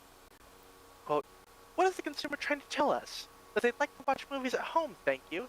The studios and theaters are duking it out over trying to preserve this 45-day window that is completely out of step with the consumer experience of just loving a movie.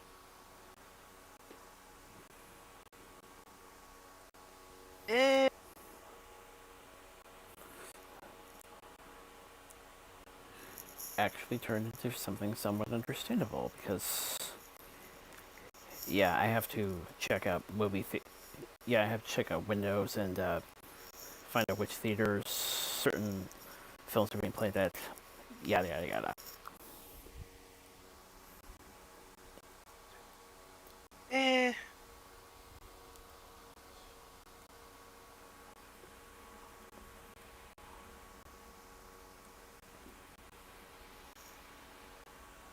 First poster for Markiplier's directorial debut, Iron Lung. The film will have a theatrical rollout starting on January 30th with approximately 50 to 100 theaters.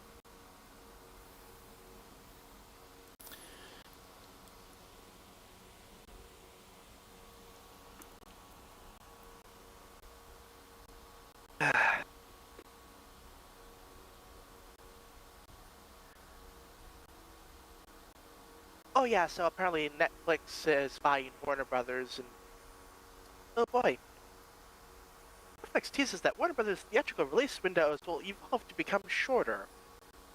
Quote, my pushback has been mostly in the fact that of the long exclusive windows, which we don't really think are that consumer friendly, says Netflix co-CEO Ted Sarandos.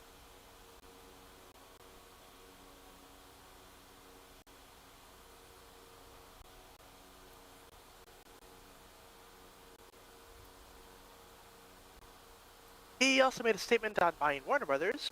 Quote, "Our mission has always been to entertain the world by combining Warner Brothers' incredible library of shows and movies, from timeless classics like Casablanca and Citizen Kane, to modern favorites like Harry Potter and Friends, with our culture-defining titles like Stranger Things, K-pop Demon Hunters, and Squid Game. We'll be able to do that even better. Together we can give audiences more of what they love and help define the next century of storytelling, while charging $60 a month."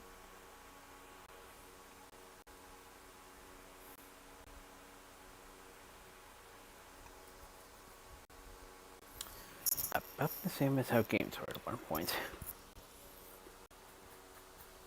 Yeah.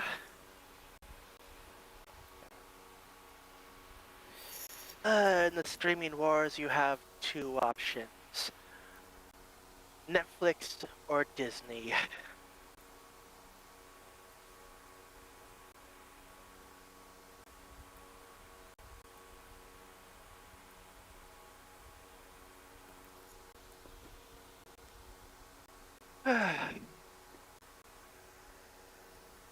The Ferris Bueller's Day Off spin-off has been cancelled by Paramount. The film was titled Salmon Pictures' Day Off and would have followed the same-day adventures of the valets who took the Ferrari on a joyride.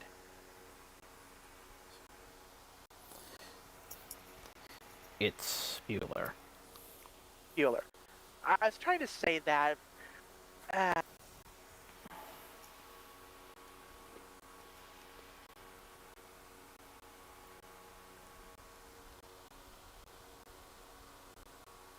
you know, I'm kind of fine with the cancellation. It's like, oh yeah, what were those valets doing with the Ferrari that day? It's like,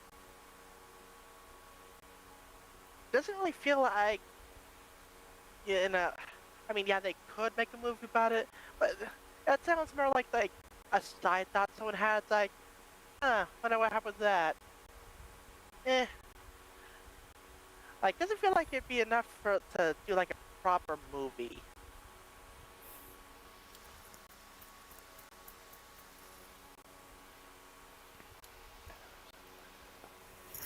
I know I'm suddenly reminded of another movie that has other plot points that go nowhere. Big Lebowski. Yeah.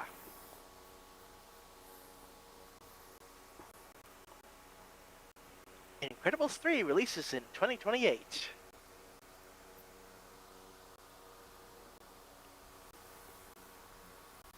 The American Film Institute has chosen their top 10 TV shows of 2025. Adolescence, Andor, Death by Lightning, The Diplomat, The Lowdown, The Pit, Pluribus, Severance, The Studio, and Task. They've also chosen their top 10 films of 2025. Avatar Fire and Ash, Begonia, Frankenstein, Hamnet, Jay Kelly, Marty Supreme, One Battle After Another, Sinners, Train Dreams, and Wicked for Good, with a special award for It Was Just an Accident.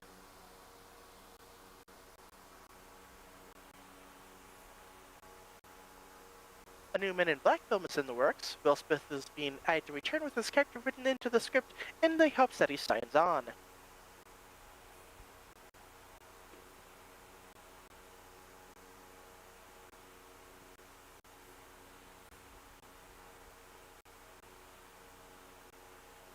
Third Teenage Mutant Ninja Turtles Mutant Mayhem movie is already being discussed. The sequel will release in September 2027.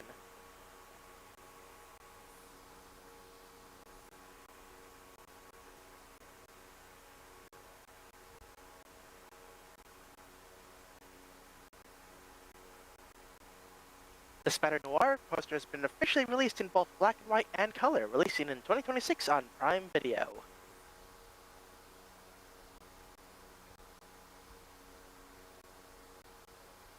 Jonathan E. Steinberg and Schott confirmed that they are developing a live-action Power Rangers series for Disney+.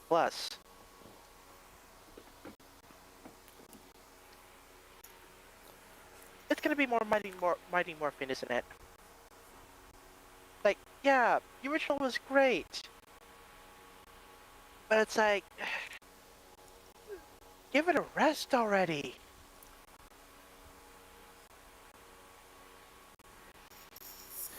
I feel things are going to be especially difficult now that Jason sadly has left us. Yeah. Still, welcome back, I guess.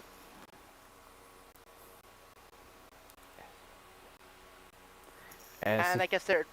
Oh, as needed, we forget some of the interesting things they've done. Interesting things Disney used to do. SVD included.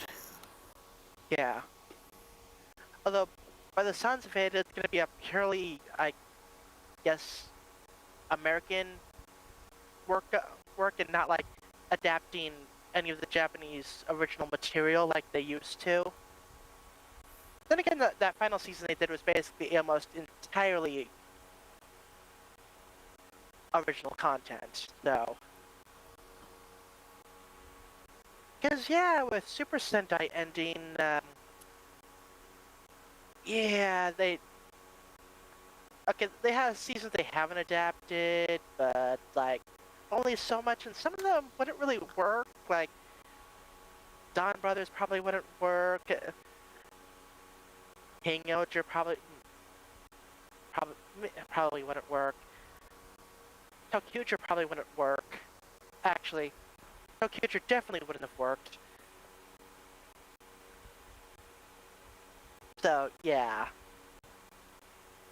I mean, if they can do good stories, making their own original content, then good on them.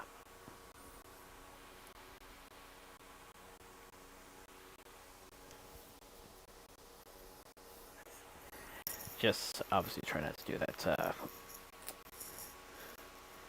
movie that came out close to a decade ago. Yeah. Just don't keep continuing beating the dead horse. Seriously, let Mighty Morphin rest. Do your own thing.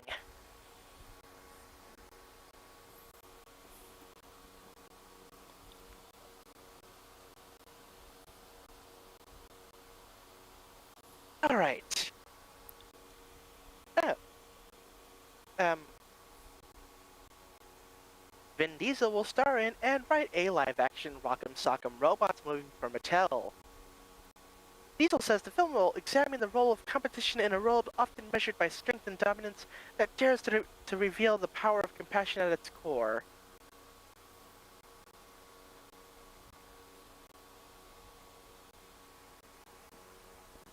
Whatever you say, Vin, whatever you say.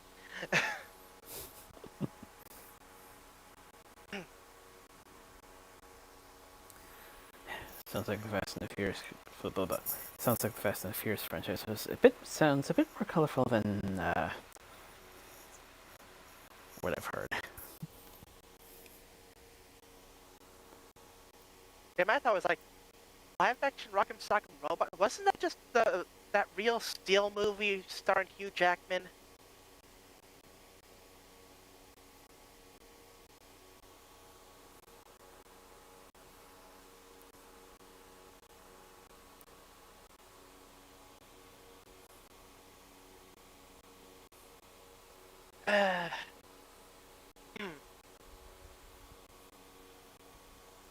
Pedro Pascal was the most searched actor on Google in the US in 2025.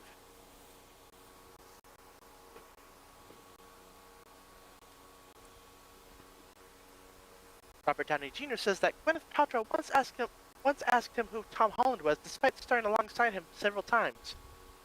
Quote, I responded, that's Spider-Man. He said his name was Peter. His character's name is Peter. He's Tom Holland. You've done 4 movies with him.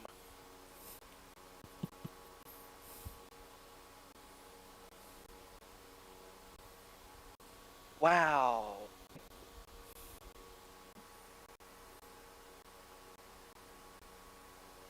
Oh, anyway, Danny Phantom's coming to Fortnite. Actually, Danny Phantom has come to Fortnite. That was... Okay, it's Monday now, so about 3 days ago.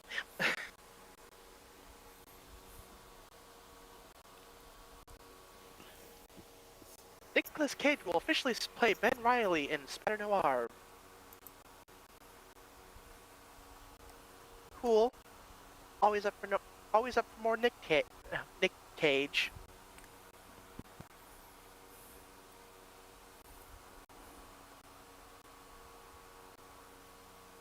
Got a new look at Teenage Mutant Ninja Turtles Chrome Alone 2, the animated short set in the Mutant Mayhem universe, follows the turtles as they go to New Jersey on a mission after a toy company exploits the turtles' newfound fame.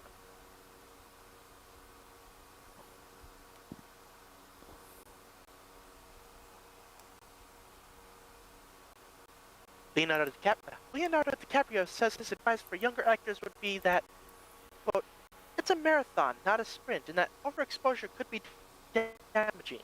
Quote, I wasn't inundated with a massive explosion of too many films by my favorite actors in 1 or 2 years. That isn't to say you shouldn't take the work that when it's given to you, but it's the idea of doling it out, or maybe just taking those films that you have great supporting characters that are interesting and making your own mark in the industry. Okay?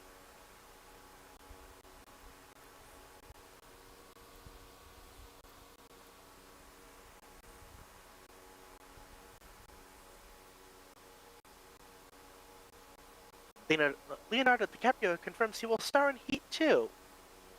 Quote, we're still working on it. We're a ways away from production.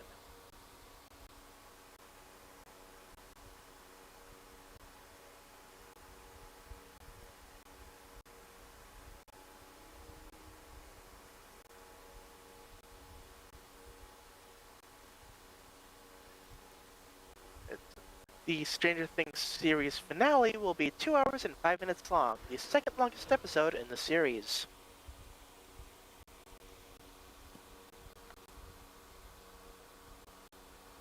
Quentin Tarantino says There Will Be Blood could have been his favorite film of the 21st century if it didn't have Paul Dano in it. Quote, it's supposed to be a two-hander, but Dano is weak sauce, man. He's just such a weak, uninteresting guy. The weakest effing actor in SAG. Ouch.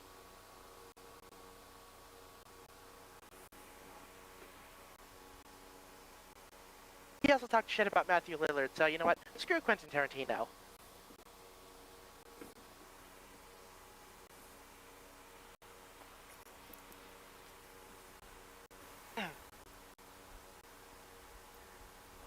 James Cameron says no generative AI was used to make Avatar Fire and Ash. Quote, I'm not negative about generative AI. I just wanted to point out we don't use it on the Avatar films. We honor and celebrate actors. We don't replace actors. That's going to find its level. I think Hollywood will be self-policing on that. We'll find our way through that, but we can only find our way through it as artists if we exist.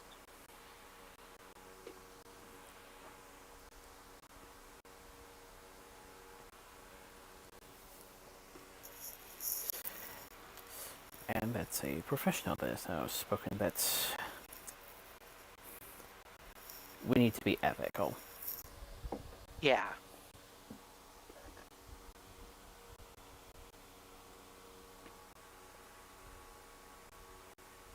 James Cameron wants to make a new Terminator film before the modern world catches up with his ideas. Quote, we're living in a sci-fi world. We're having to deal with problems that in the past only existed in books and films. Now we're living it for real. Just no. Like, Terminator had its time in the sun. Honestly, probably could have stopped with Terminator 2. That was a perfectly good ending. Everything after that's kind of been, yeah.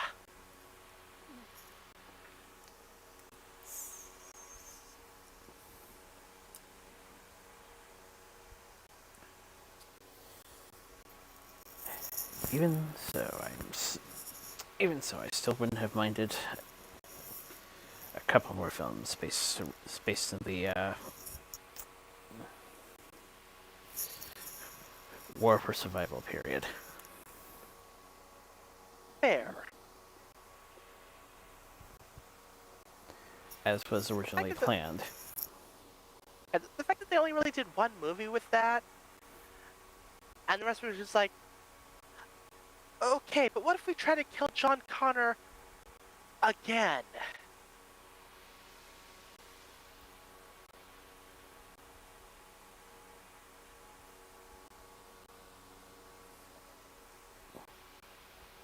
And then eventually succeeded in that task.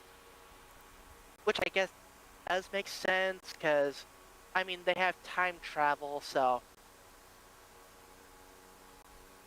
technically speaking, and what actually happened, they can basically toss as many robot bodies at him until the job gets done. So, I mean, I guess them actually killing John Connor does become a logical endpoint to that. Of course, then it's like, well, you see, John Connor was never actually the the chosen one or whatever. Or there was always going to be someone to fill that role. So it's like, yeah, it was him for a bit, but he didn't really matter all that much because there's always just going to be a replacement somewhere in the timeline. Which really, if you think about it, just like it kind of ruins the whole franchise. Like, oh yeah, we're trying to save this person from getting killed, but if you don't succeed, it doesn't really matter all that much. So, yeah.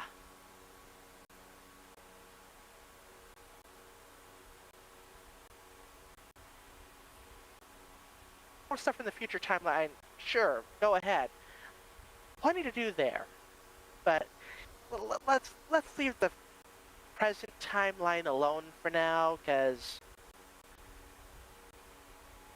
that's just gonna get even more convoluted and messed up, and yeah.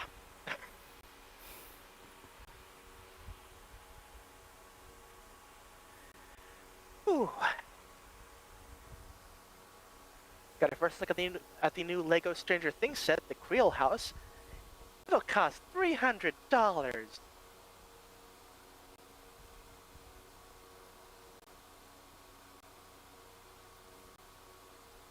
A live-action Helldivers movie is moving forward at Sony. Justin Lin is set to Justin Lin is set to direct with Gary Dauberman in writing the script.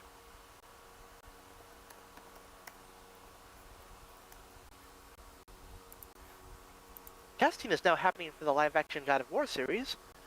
Frederick Eo Toei will direct the first 2 episodes.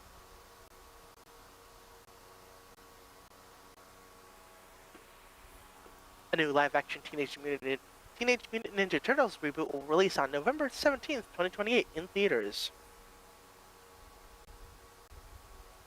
An event movie in the Sonic universe will release on December 22nd, 2028 in theaters, with Sonic 4 already set to release on March 19th, 2027.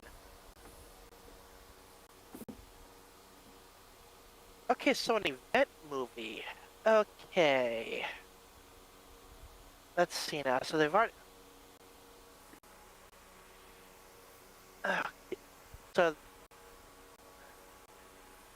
So they've covered Adventure 2. Sonic 4.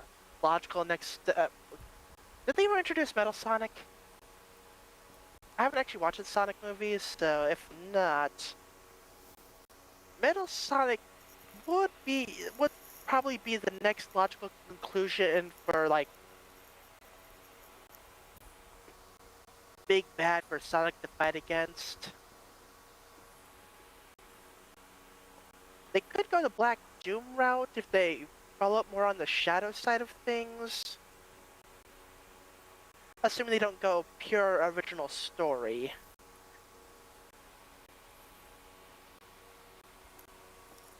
Huh.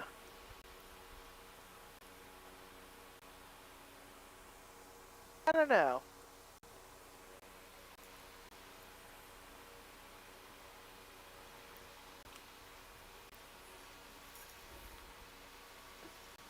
Anyway. Okay.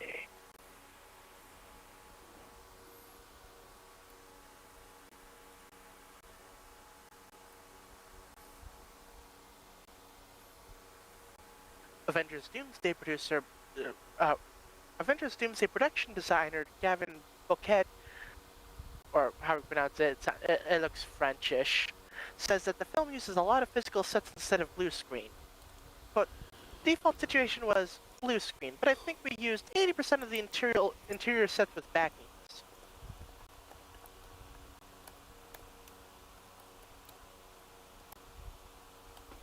But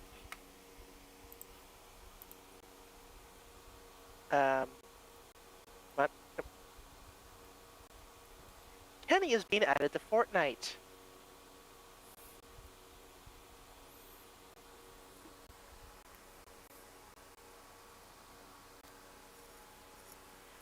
Okay.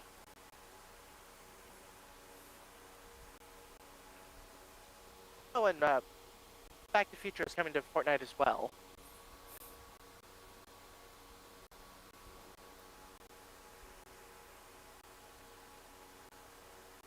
Okay, yeah, like, Fortnite will make up for all the times that Kenny hasn't been killed over the past decade or so.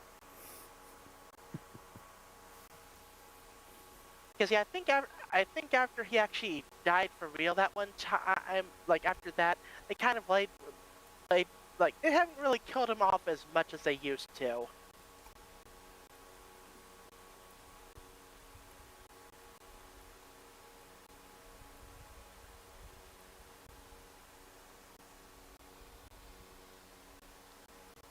According to James Gunn, a Supergirl teaser trailer is coming this week.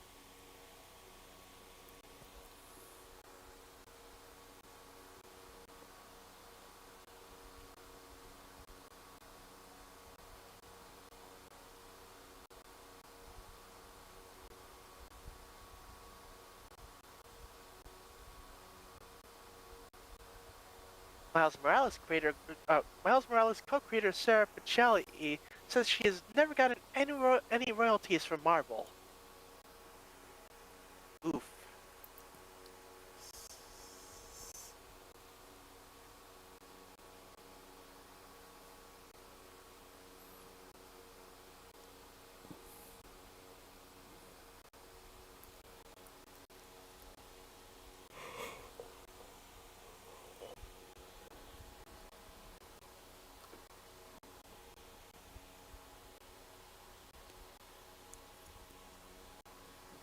I'm on the other website now, so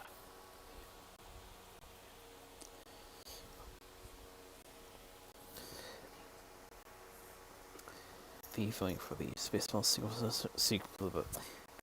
Spaceballs sequel is wrapped.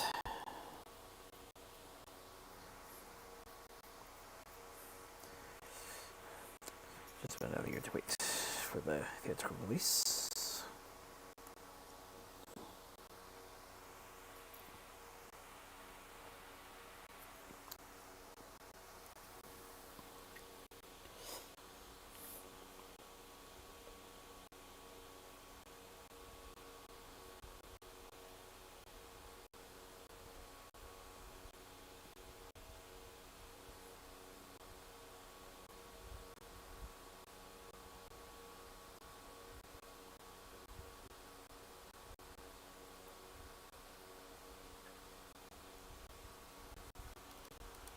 well, apparently the Brainiac shortlist for Man of Tomorrow includes uh, Clays, Bang, Matt Smith, and Sam Rockwell.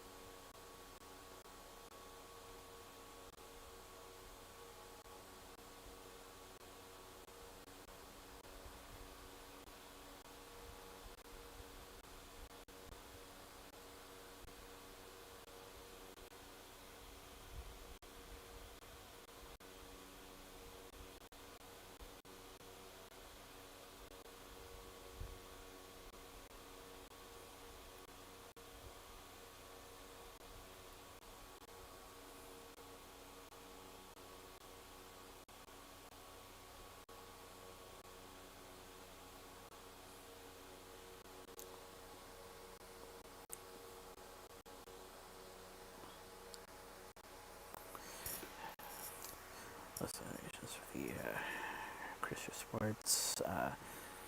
Students got the most with 17. One Balance another 14. Frankenstein and Hamnet are 11. Somehow Value Wicked are 7 each. Ooh, F1 as well. Race Spring 8. Train Dreams 5. Jake Kelly and Weapons tied at 4.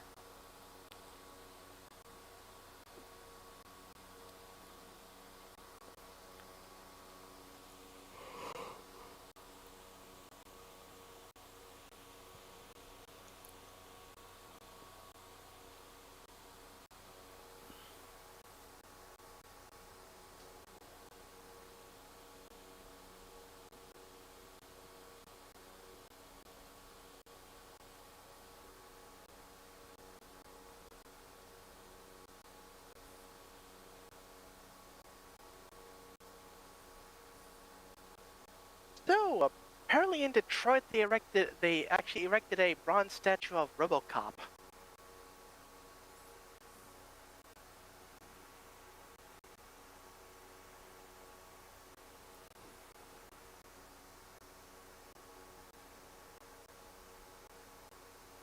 Apparently it was crowdfunded.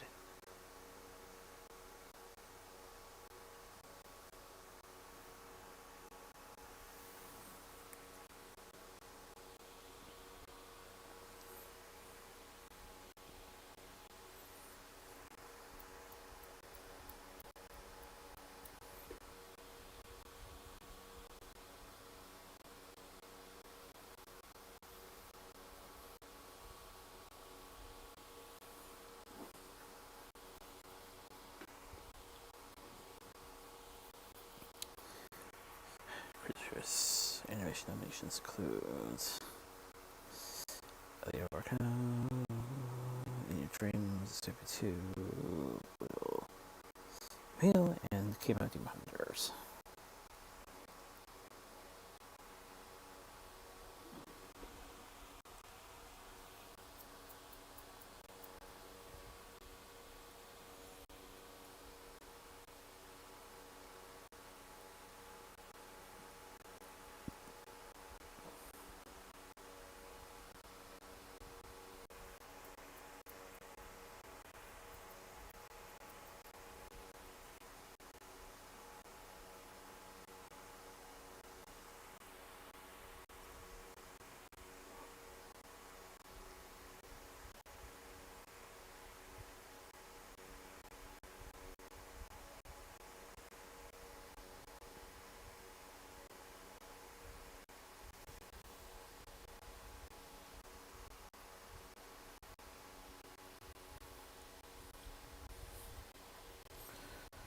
Well, introducing started well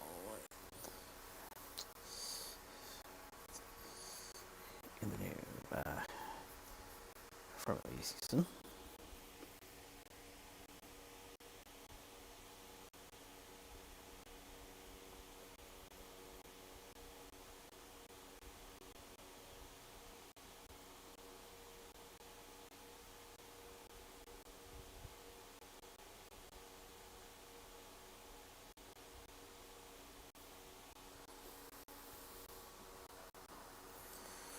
Results F1, Color Cities Podium and Champs, Birdcat top 10, and Hamilton has top 10 in both last race as well as the championships.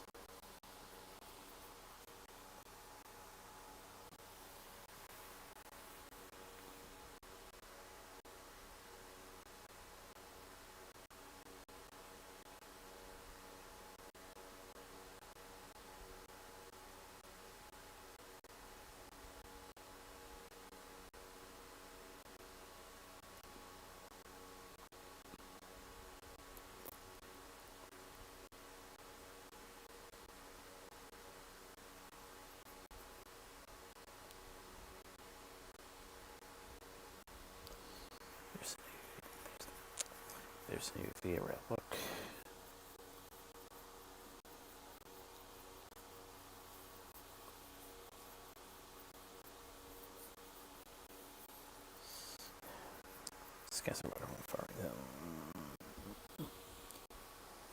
Scatterwaterville, Farmington, looking to build south.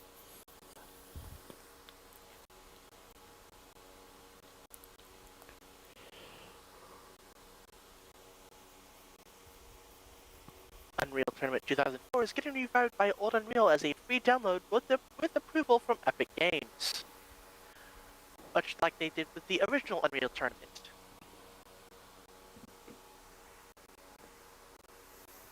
So you know, like pretty much them saying like, yeah, we're not really doing anything with these games, so you know what, we're not making any money off of it anyway, so go ahead.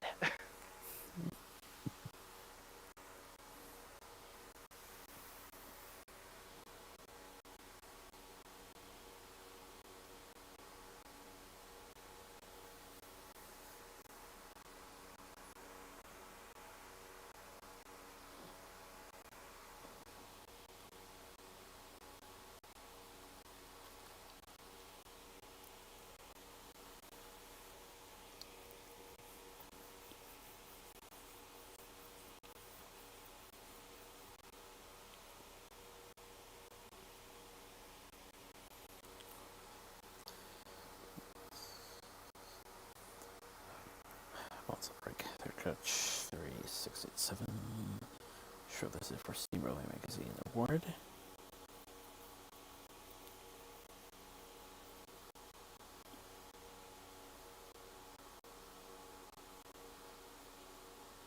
Morello from Rage Against the Machine is set to collaborate with Masayoshi Soken on new battle music for Final Fantasy XIV.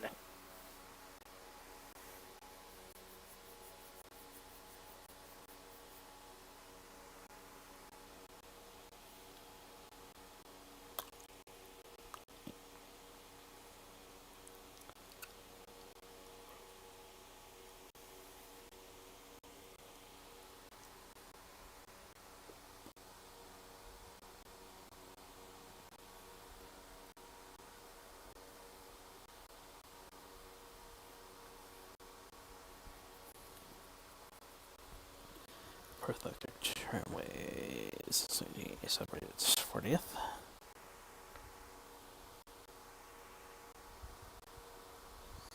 Forever any days left for the South End City Well Engineers.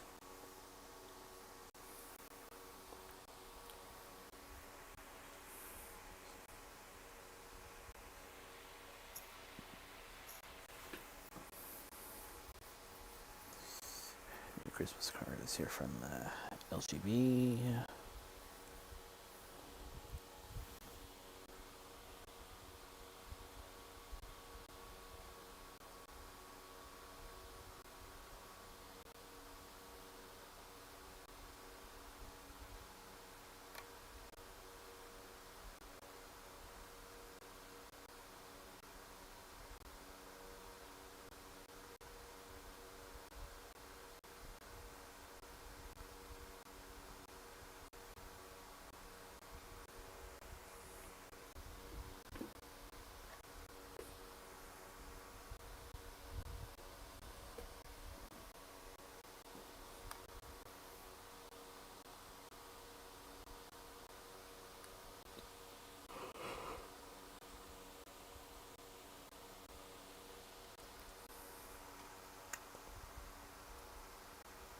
Apparently, through some sort of black magic, the install size of Helldivers 2 on PC has been reduced from 154 gigabytes to 23 gigabytes.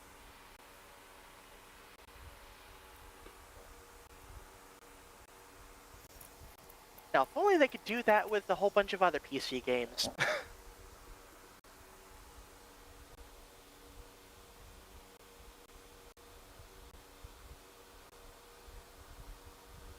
Yeah, apparently, like, the issue was that a lot of files had duplicates in various locations to help things read easier in memory. So it's like, just by deleting a bunch of the duplicate files, it really reduces the actual total size at the cost of making the game running on non-SSD hard drives may be like a couple seconds slower.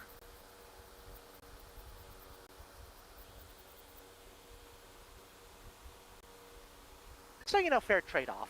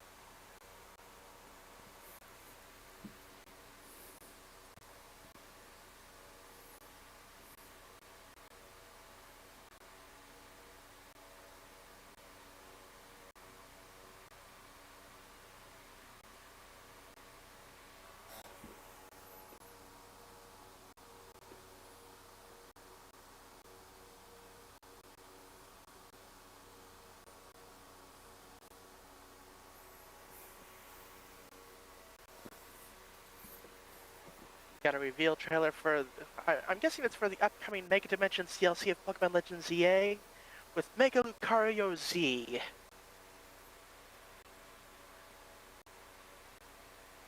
aka Hatsune Mikario.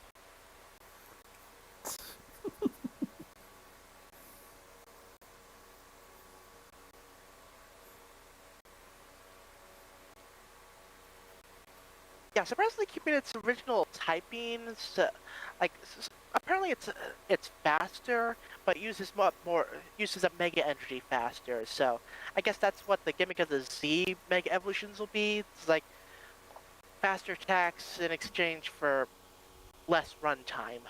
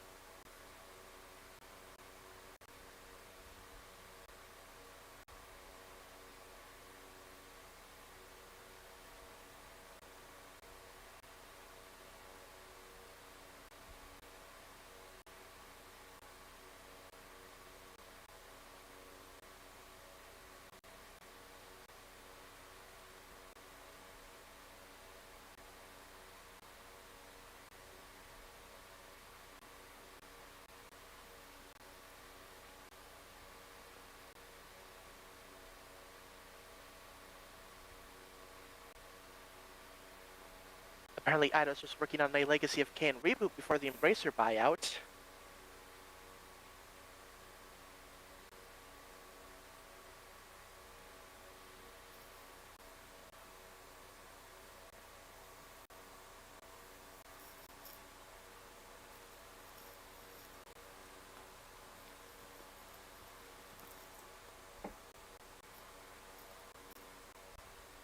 Well, there's a surprising amount of gaming news for this week, despite me being on page 12.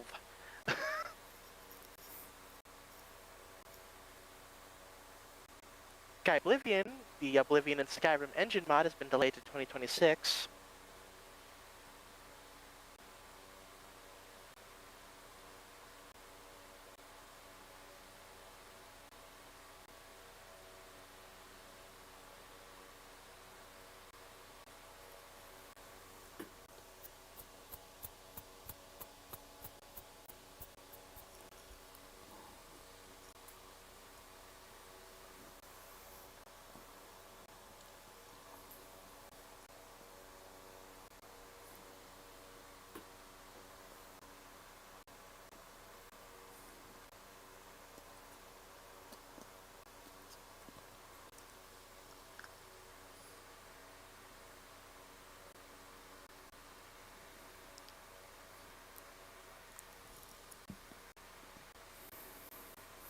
Oh, bad news for anyone who wants a gaming computer or console. Micron has killed off the crucial consumer and for SSD and RAM to focus on AI and enterprise.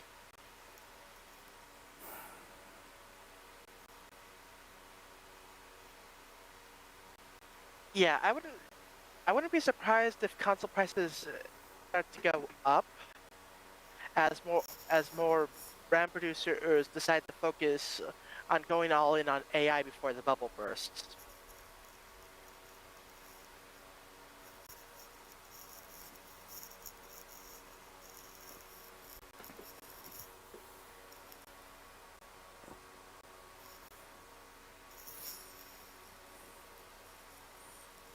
And I really hope the bubble bursts sooner rather than later.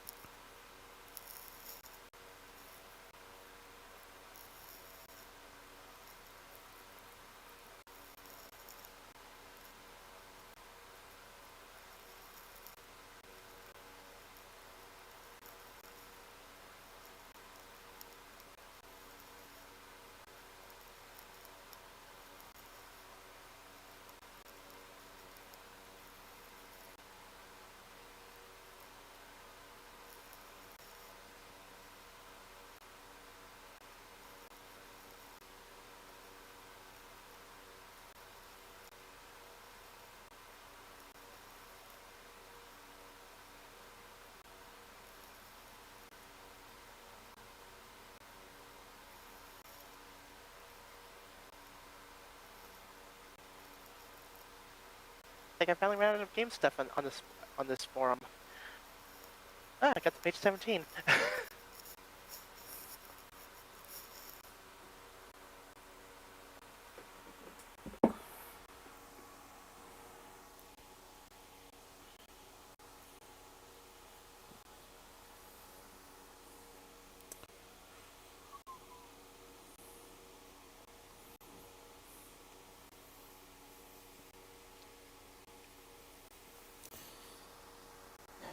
Okay, then the closest for the friends family of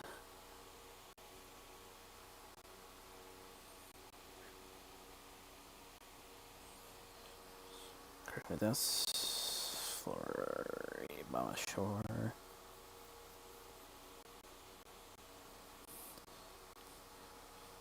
NRC, CBS,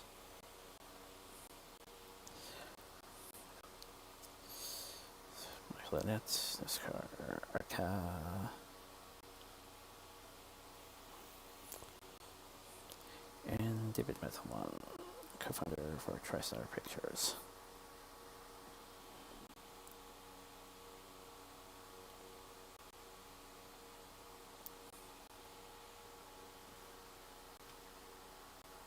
One other one.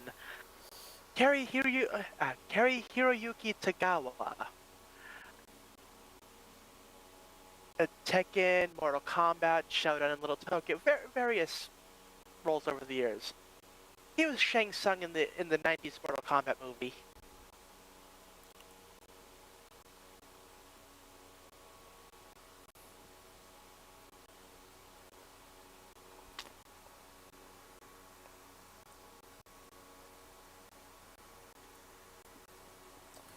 Which also translates to technically you already mentioned it, but live action Heihachi. Yes. Wait. He was in Elektra as Master Roshi. Master Roshi, dude, you're in the wrong universe.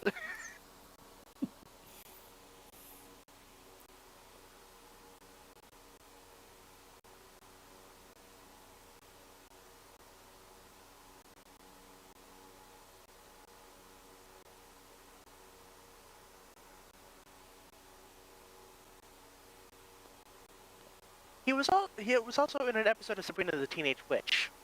Mm.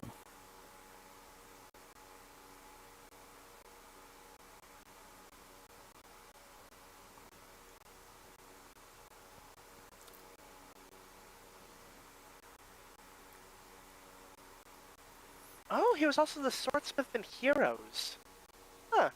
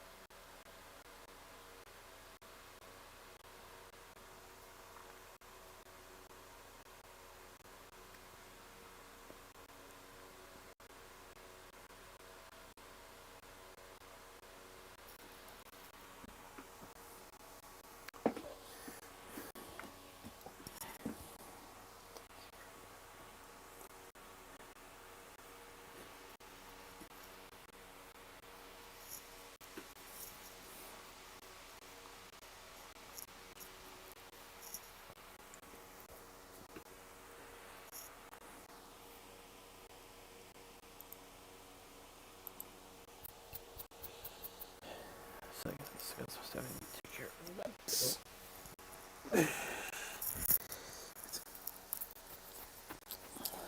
For those parts, we're up to the starts in terms of this time here.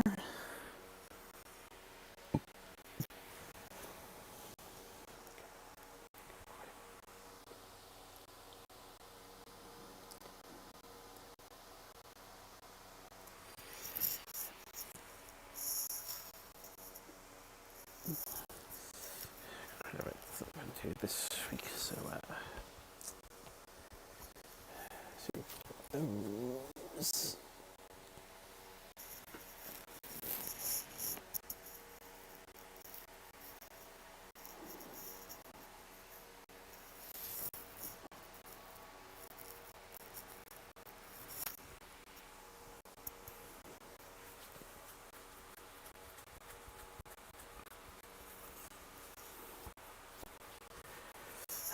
Yeah, also fully set in terms of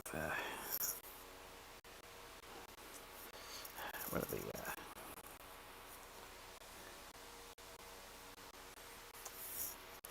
parts of the lineup.